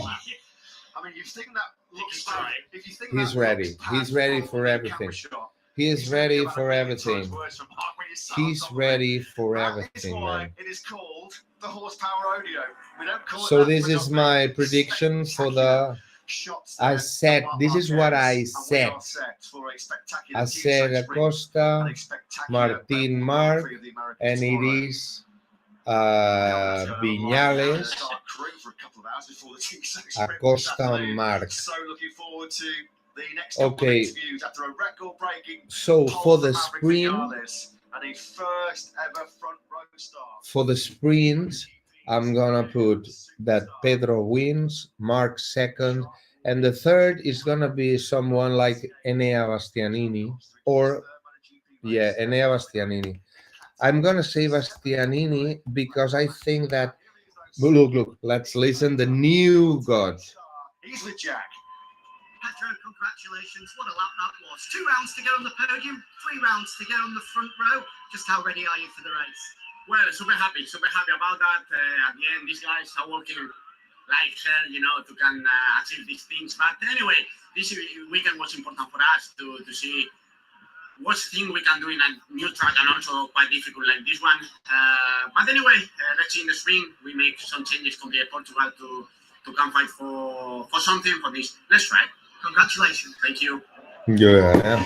He's going to try, and it's going to be pretty entertaining to watch him because I'm not putting in the podium neither Martin, neither Banaya. And I tell you why. Because I said Acosta and Bastianini. No, maybe Viñales. I'm gonna change that. Sorry. I'm gonna change that. Let me change that. I'm gonna say one. My favorite Maverick Viñales is gonna be. Maverick Viñales is gonna be. Maverick, a brilliant lap. The first ever man into the 2 minutes. He smashed the lap record as well, taking the fight to Ducati, KTM, everybody else. Have you ever felt more comfortable, more ready on the Aprilia? Well, we feel very confident. It's obviously every race I'm going on, I feel stronger and stronger. One important thing is that in Austin, I really enjoy the track. It's a track really suits to my riding style, especially. So, however, I felt great here. I love America, and that's for sure something extra. And after that, we want to do a good race. Sprint race will be very tough, but we're gonna bring a good show. So, thank you guys. Brilliant job. Good luck this afternoon. Thank you. Very good, Maverick. Very good. Come on, go. America certainly loves Maverick Viñales. Second pole position in the last 4 Grand Prix. Okay, so now let's see the schedule. We're gonna watch the MotoGP schedule for today from now on. Schedule and entry list. Gonna share these instead. So this is now. This is what's gonna happen. We have 1 hour, 1 whole hour of MotoGP, and then we go to this schedule. Moto3 qualifying number 1. This is the time that we're gonna start the final battle for today. Then everything will go together. Like we do the qualifying number 1 for Moto3, the qualifying number 2 for Moto3, the qualifying number 1 for Moto2, the qualifying number 2 for Moto2, and then 10 laps of the Tissot sprint of MotoGP at 10 o'clock. So this is, I'm gonna get all that schedule. This is time for Europe, Central Europe, but you can watch on the MotoGP page. This is the schedule that we're gonna face today. So don't miss out. Okay, we have 1 hour. I'm gonna put a countdown here of 1 hour. While we can go to eat something. Let's see what's that. This is it. A countdown. I'm gonna put a 1 hour. Okay. For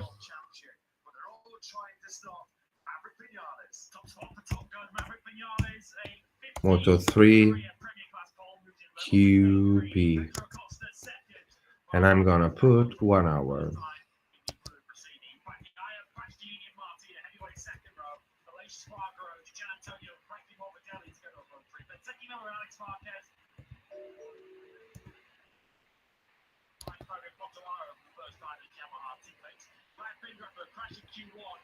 Okay, 1 hour and this is it, isn't it? Okay, more or less. Okay, we will have margin.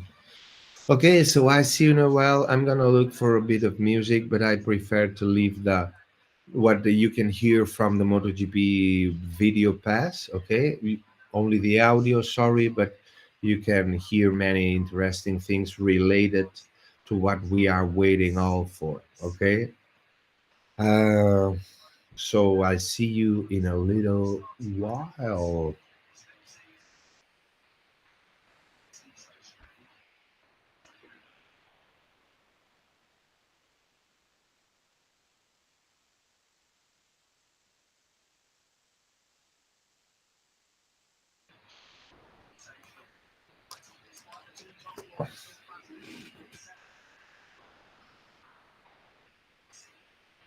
Taking time in the second sector, both the Prix is featuring through there. The Prix is certainly working well through sector two. The beast, strong in the third, split just 4 pounds to Mark Marquez. Pedro Costa again, figuring probably in third place. Vinales again, look at the time he pulls out in sector four. Once again, both the Prix is featuring. Vinales with a full 10th in his pocket in that final split. MotoGP proving once again here in the Lone Star State that there is no better motorsport show on earth right now.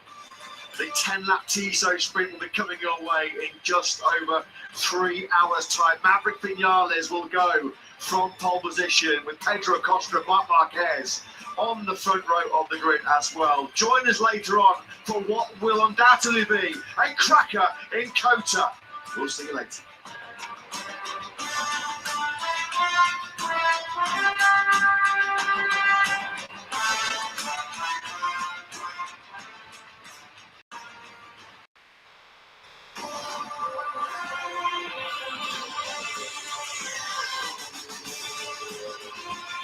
Okay, I'll see you in a while.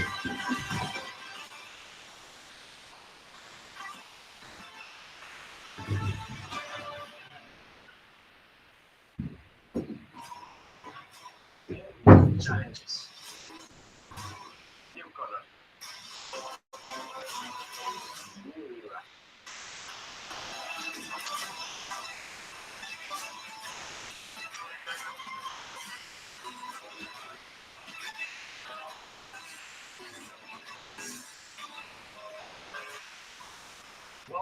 Welcome to MotoGP 2024.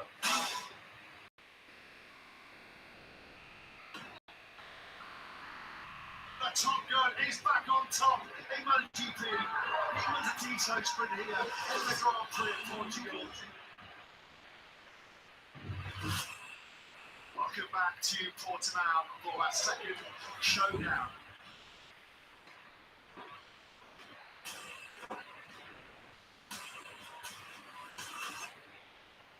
Full focus, ready to fight, all in for this 25-lap Grand Prix of Portugal.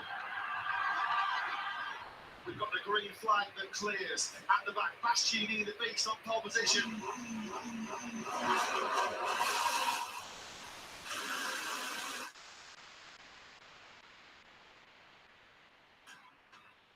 It's lights out and we are racing in MotoGP here in Portugal. Martinez comes back from the second row. He goes into the alley lead.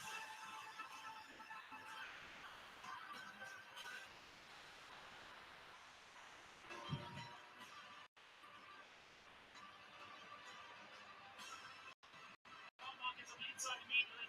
Chandler. And here comes the 8-time world champion. And goes on to get back on through.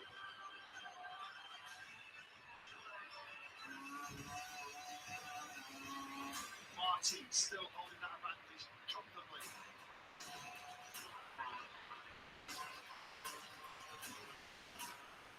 The rookie passes the 8-time world champion. Oh, this is just unbelievable, isn't it, from the rookie?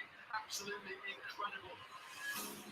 He's now in the 38.9 again. Pedro Acosta, he's catching the reigning world champion now. Yeah, here comes Pedro Acosta on the inside. Coming through, no problemo in Portimao for Pedro Acosta. He's up in the 4th place. Bagnaia is in serious damage limitation mode now. He's the slowest rider in the top 11.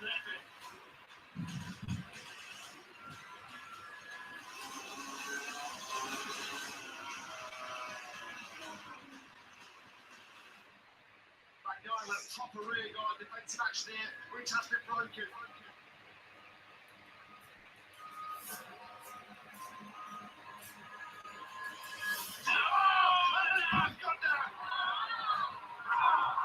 The number one of Bagnaia and Marc Marquez in the gravel at turn 5. A major talking point then, right to the back end of this Portuguese Grand Prix. Back in the front then, here's Vinales in 2nd place. The late race speed of past years was super impressive, but it's all been too little too late. He just has not been able to get through on Vinales.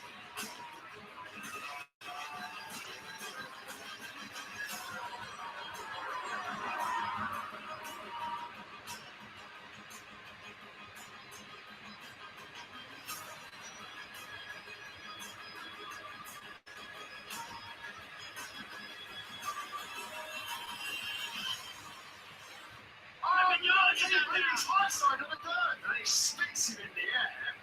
What great job we've had here in Portimao. Pedro Acosta on the podium in just his 2nd MotoGP start.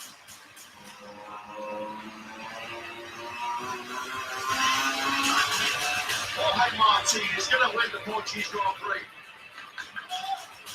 Oh, a special one. That's witnessed a special race here in Portugal. It's a race from behind Martin. And he is the world champion leader.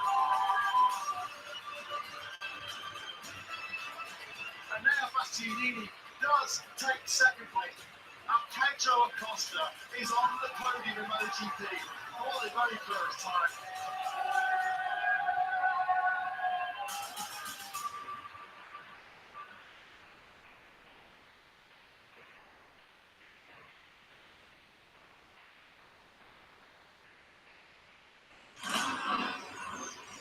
Jorge Martin was the TSO Sprint King in Qatar in 2024. The perfect way for Martin to announce his championship challenge this season.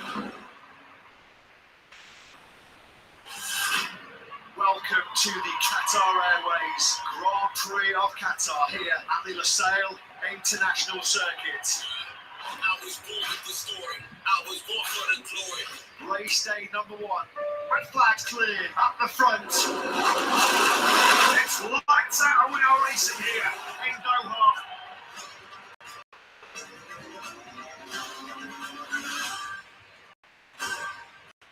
Martin absolutely smashes the start from pole position.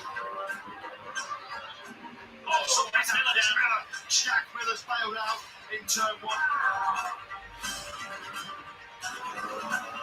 Now to the fight to Binder into turn 2. Oh, close. Surely they touched off the exit there. But now comes out the middle of it up in a second. Straight onto the back of Jorge Martin.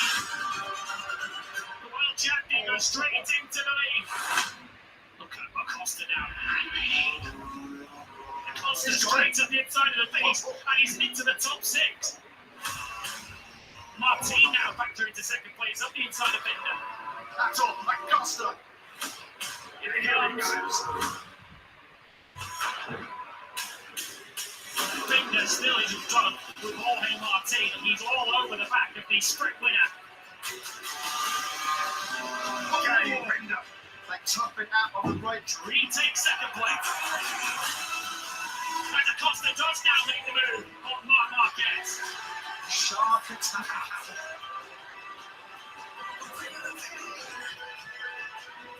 It's the rookie sensation Acosta versus Marc Marquez.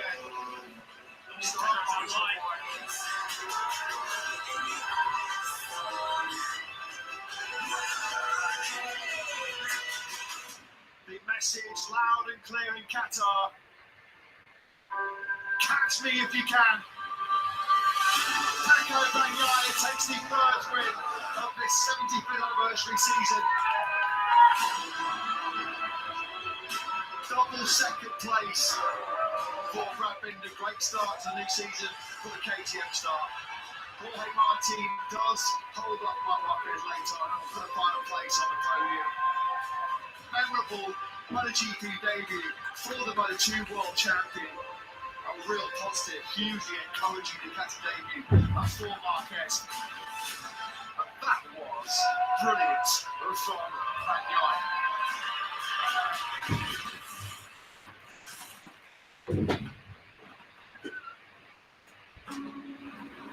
Marc Marquez gets set to start from pole position for a record 64th time. This is the main event of the weekend. 25 laps of this exhilarating circuit. More MotoGP than ever before.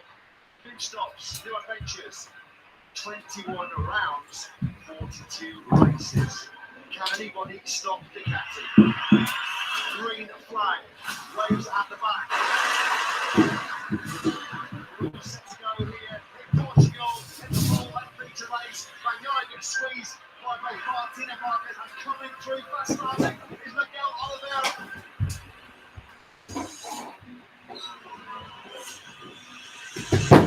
Marquez was super aggressive on the inside of Oliveira. Martin into turn number 3. Oliveira though is back at the front. Bagnaia though does get through at the end of the next straight on Martin. Bagnaia's gone for it into the first gear at the front of this Grand Prix already.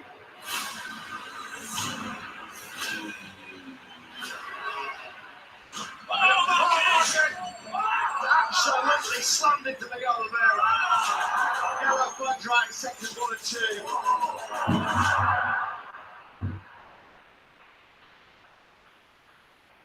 What a nightmare it's turned out to be for Miguel Oliveira. Gets it all wrong. All wrong.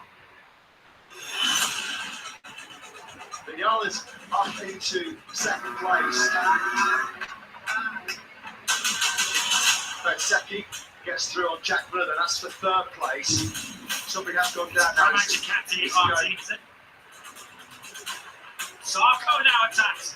This has been a stunning late charge from Johan Zarco. It looks like he might be Ducati versus Ducati. Oh, that was tight. Zarco leans Alex Marquez, and it looks like Zarco will take the 4th place. But Paco Bagnaia showing just why he's the reigning world champion. Bagnaia.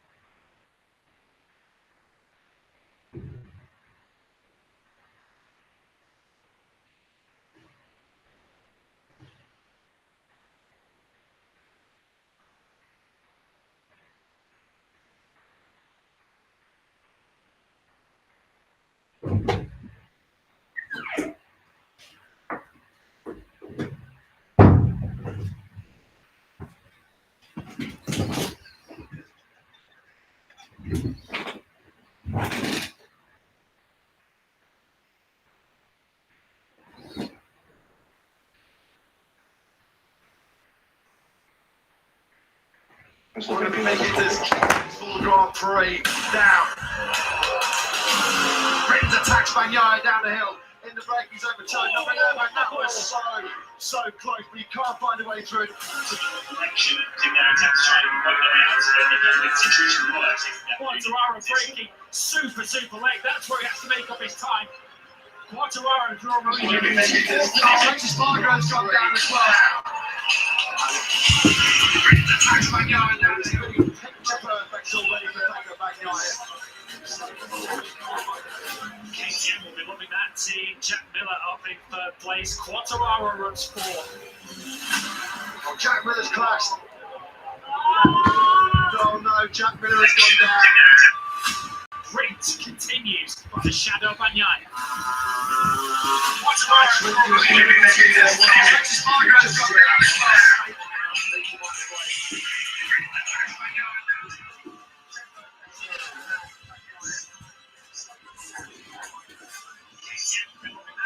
Jack Miller up in third place. Quartararo runs fourth.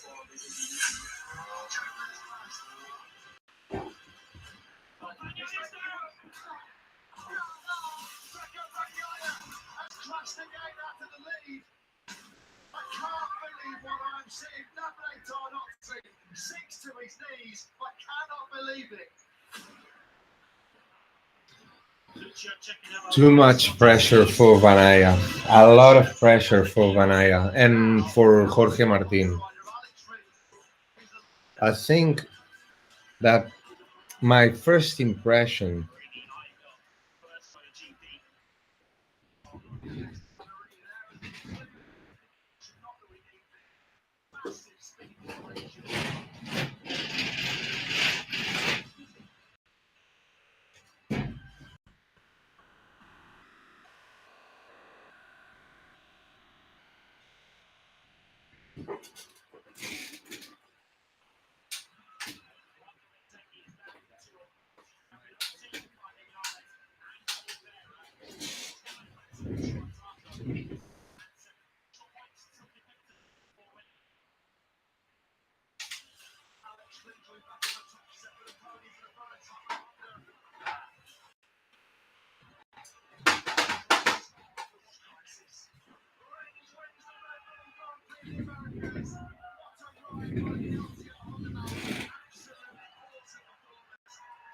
So my theory, now we have time to talk about what I think that it's gonna happen today in the sprint.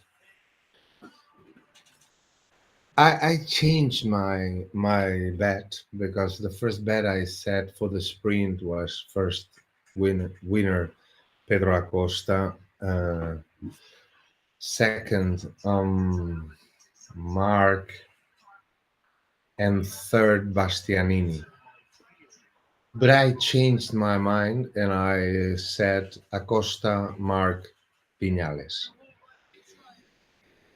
And why I changed my mind? Because I think that Vinales is starting to have a lot of pressure also, and there's a lot of good riders that could go to Aprilia and are dying to go to Aprilia. And he's not the youngest anymore, and obviously he's very talented, but he have to make it happen. So this means that he's after the group of the high pressured guys, he's probably one of the also pressured. He's in a good mood. Everything looks bright for him. But I have so much experience believing in that rider that it's very difficult for me anymore to still believe. And the second row, let's analyze the starting grid. Let me watch that.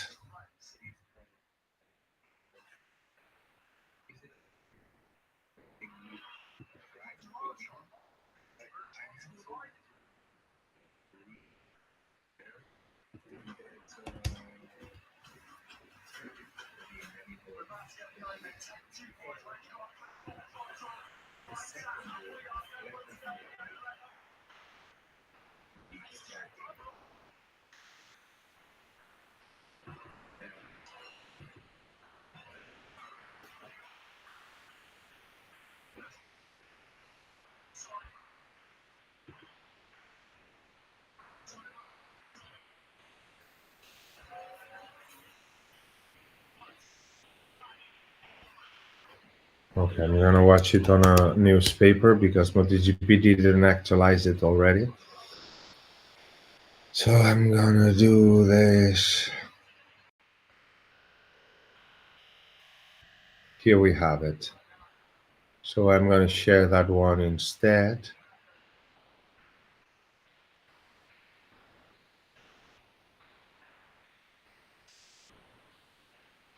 Two accidents for Jorge Martin, who's ramping up in pressure. Let me see the timesheet. Okay, we can see a little overview. I think I'm showing it already. Yes. Okay, what I'm gonna try to share is what the newspaper are offering freely so far. Está sacando ventaja. It is the Jorge Martin Se ha caído Martín. Se ha accident. caído Martín. Sí, es que se ha visto muy cerrado en esa frenada. Pues se ha caído Martín. Si no me equivoco es la curva La 11. número 11. Después de las... Ha entrado aquí ha entrado pasadísimo, muy Sí, por el venía de la interior, 10. muy por el interior. Se le ve adelante. En el mismo punto en el que se ha caído Brad Binder. The same spot where Brad Binder had the accident. Mira, caída This is the fuerte además, second caída fuerte de Martín. accident. Caída de Martín es la segunda. No se ha hecho daño, por suerte. No se ha hecho daño, es en el último de los sectores. Demasiado agresivo, iba demasiado agresivo, se ha visto. Creo que va a volver. Se le ve atrás, yo creo. Va. Sí. Y el arrastrón. No, pues por suerte Martín. no ha salido por arriba, ¿eh? Se le ha ido atrás y no le ha cogido aquí la moto. Porque normalmente ahí, cuando está la rueda sacando humo, normalmente agarra y sales volando. Pero por suerte ha sacado la pierna izquierda, ha abierto la pierna y se ha quedado en el asfalto. Sí, nos marcaban la curva 20, pero no, es la 18 en efecto. Justo aquí. Uf. It didn't grip back because if not, there's where you go flying. This is Aleix. Tiene 3 décimas de ventaja, también viene muy bien Pedro Acosta, viene también Martín, pero no marcando el tiempo que puede hacer Viñales. 2-0-8-6-4, 2-0-8-6-4, el primer piloto de la historia en este circuito que baja del 2-0-1. No, aquí las Ducati por la moto y por los pilotos. Bueno, pues tenía algo que decir Tenía una sorpresa preparada Maverick Viñales. También está la Aprilia. Maverick is one of the fastest here, and this is the end result.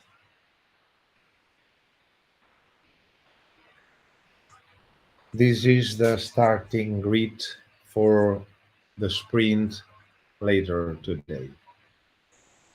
The first line is Maverick, Pedro, and Mark.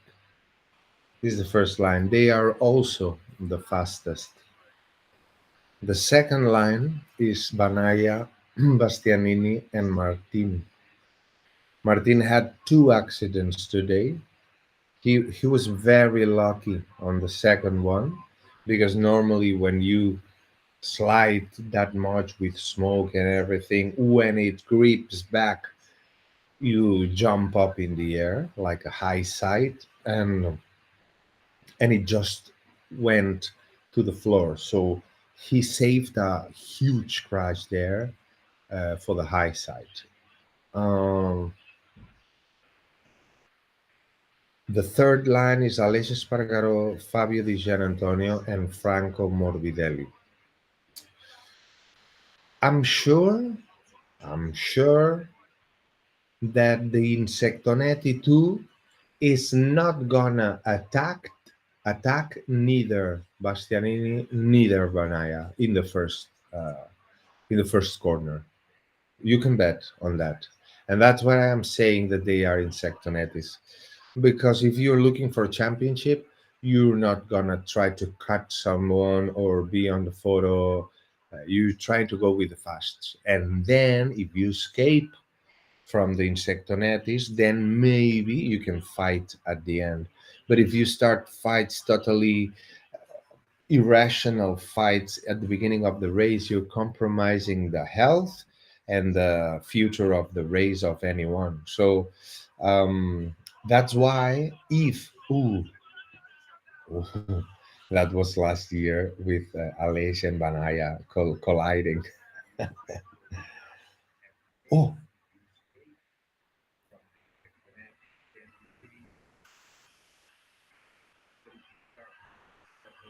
they pushed each other. I didn't remember that. Oh, last year was incredible. Last year.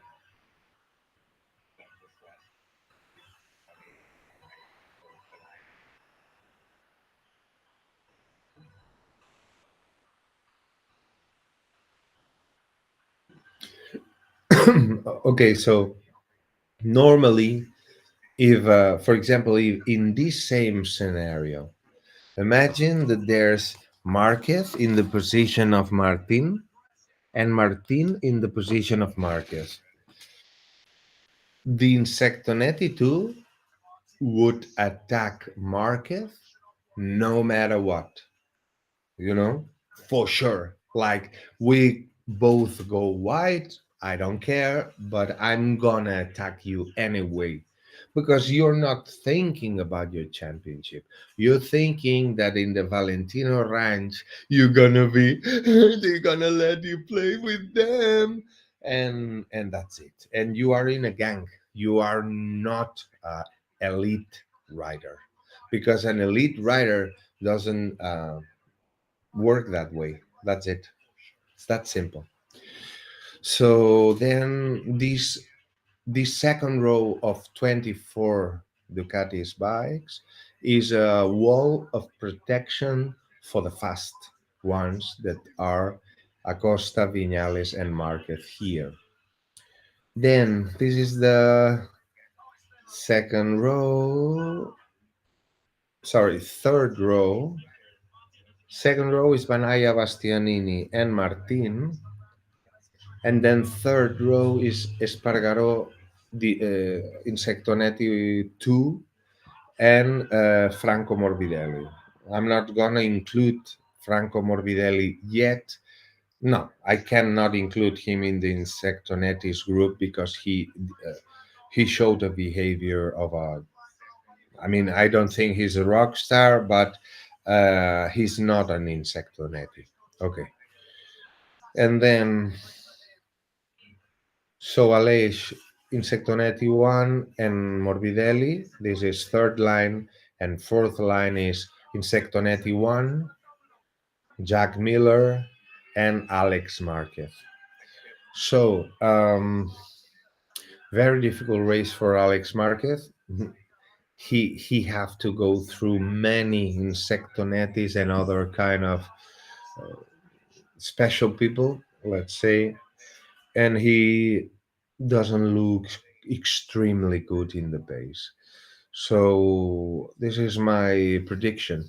I think the first line, they are the fastest, because sometimes you see that you get someone in the first line that it's not the fastest, and then it's like kind of a blockage for the fastest. But in that case, the race is going to be very fast, because there's no one who can block the fastest, who are the three, the first trio. So then the second line, Banaya, Bastianini, and Martin, with a lot of pressure, they need to do something at the beginning, and I'm sure that Banaya, Bastianini, and Martin, they are not gonna. I mean, they are gonna let Maverick and even Acosta go, but they are trying. They are gonna try to block Marquez. I'm sure. I'm sure. The same way that Bagnaia, when he was being dismantled by the young kid, and also Market was catching him. I mean, it's not that you are fighting. No, he's coming faster than you. So the context of the race situation is very important, because it's not that you've been fighting all the race and at the end, no, no, no, no, no, no. He's coming at you. He's coming faster than you. So you know that you are not gonna be able to fight back, because once Marquez was in front, it was over. And Banaya knew it. So he preferred to do the stupid thing he did, that accept that Mark Marquez is million years ago better than him. That's the reality. And Joan Mir is a great writer. Fabio Quartararo is a great writer. Pecco Banaya is a great writer, but they are world champions just because the injury of Marc Marquez, the greatest of all times. This is facts. I'm not saying anything out of what it is.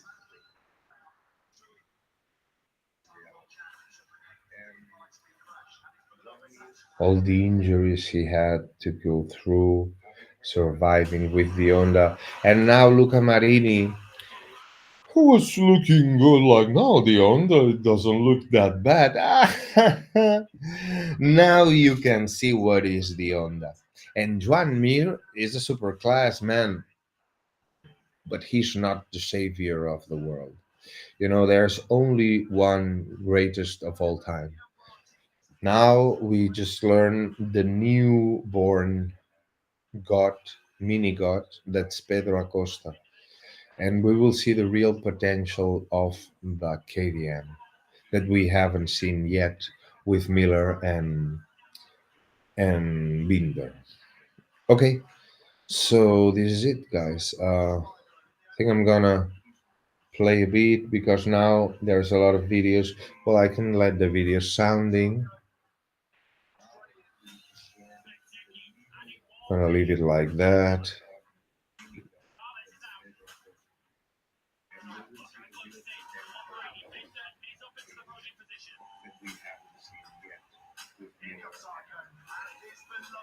Okay, yeah, I understand. I have to do that.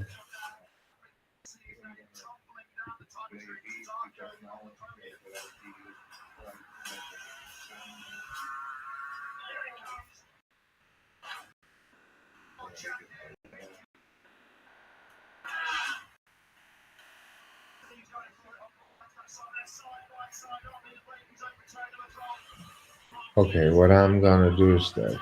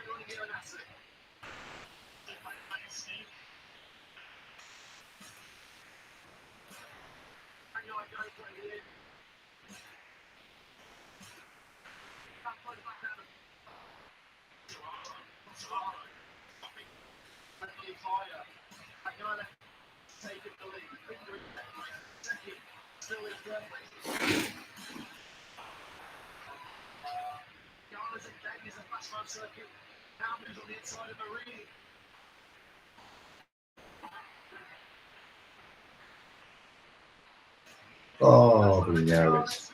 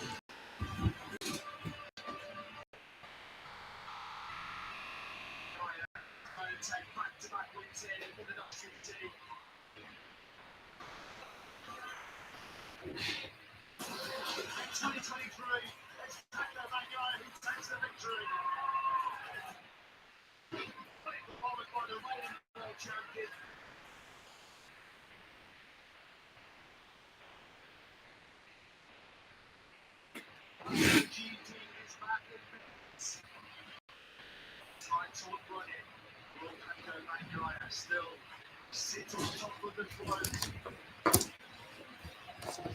It's the British Grand Prix in 2023. Here we go then.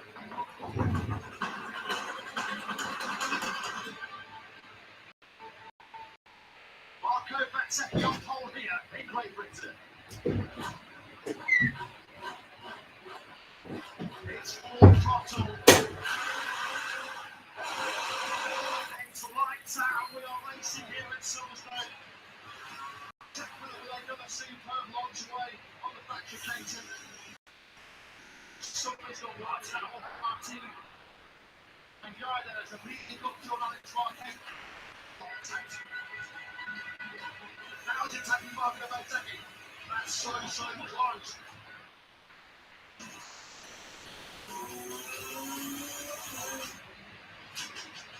That guy at the front.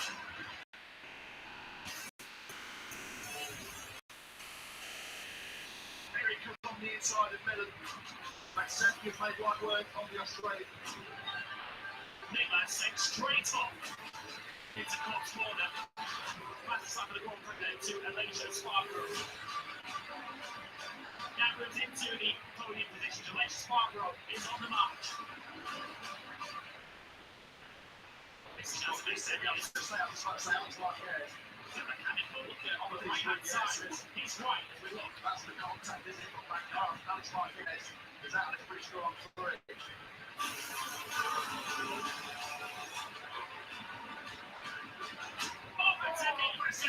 He's gone down. And that's a massive blow for his championship.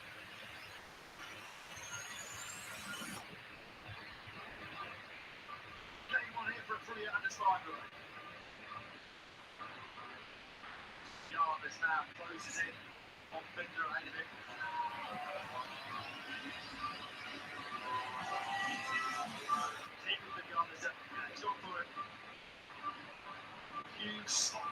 starting to fall in the paddock. This is bringing Vinales up in the right back in the contention.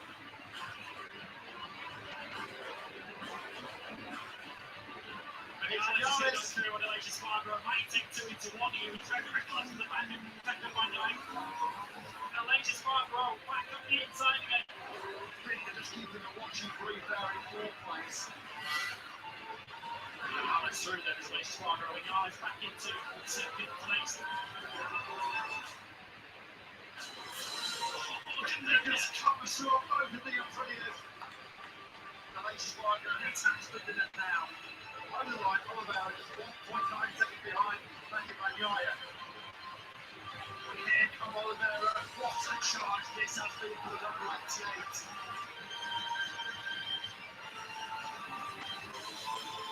Binder now back on the inside of Oliveira into Stowe. Fortune will favour the Brave here. Here he goes now, Elijah Spargo trying to make it a fairy tale victory here at Silverstone of the factory of Prix. Elijah Spargo wins an absolute classic Silverstone MotoGP race. Elijah Spargo wins for the first time in 2023.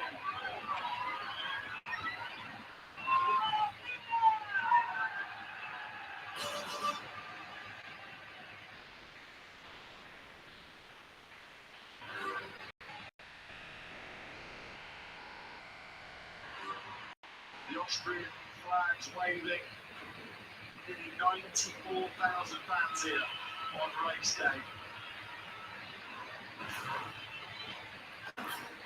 There's the crypto data Grand Prix of Austria.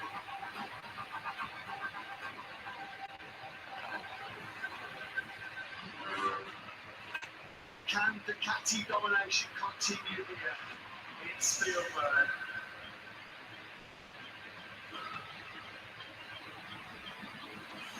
We're ready to go down Austria. It's full throttle. Lights out. Couple yard goal in Spielberg. Superb start from competition once again by Pekka Bagnaia. Big moment for the number 10. He lost the rear. Absolute disaster moment behind. Vinales down 11th place through the first sector. Close there between Marquez and Marini. Pekka Bagnaia is clear of the KTM. Brad Binder and Jack Miller, 2nd and 3rd. A reminder of why Martin's long lap penalty coming after he was chief in that first corner chaos in the Tissot sprint yesterday. He's got his contact. He's Started by Martin. Nightmare start. Hard driving over in Austria. Martin does take on that penalty. Has Binder got the drive going through the corner, coming through turn number 8. Bagnaia just too good himself on the front end of that Ducati. Alex Marquez through then on Jack Miller up into 3rd place.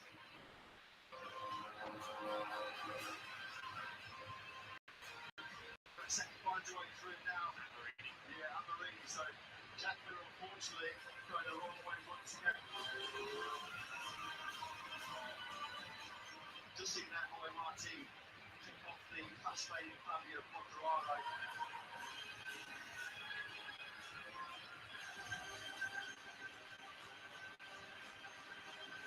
Rock ball down to 25 seconds. Way closer this time around. He's going forward again. They almost touch on the exit.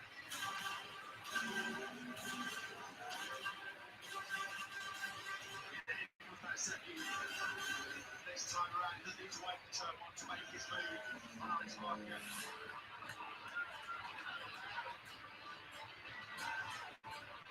And Marini also now finds a way through.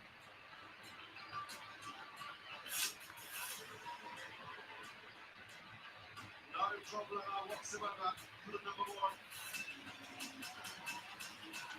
Utter domination. Ducati reigns supreme once again here at the Red Bull Ring in Spielberg.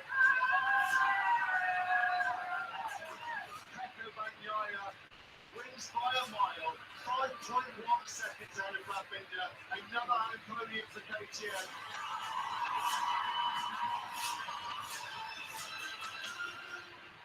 Marco Bezzecchi does take a very challenging third place. A masterclass, an exhibition from the world champions.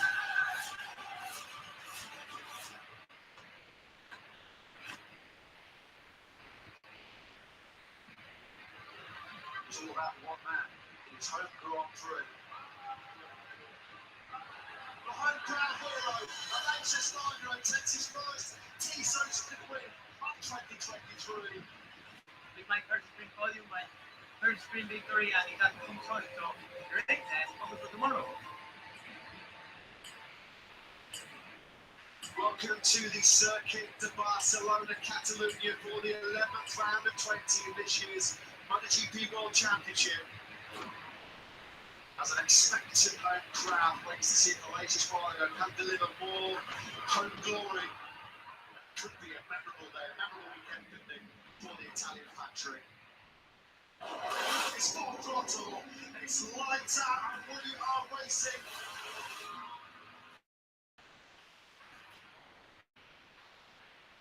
It's another superb launch from number. Oh, there's contact. That is big contact. Poor old John Driver, who again is clouds in the first corner. Alex Marquez, Marco Bezzecchi, Fabio D'Antonio, nothing they can do about that.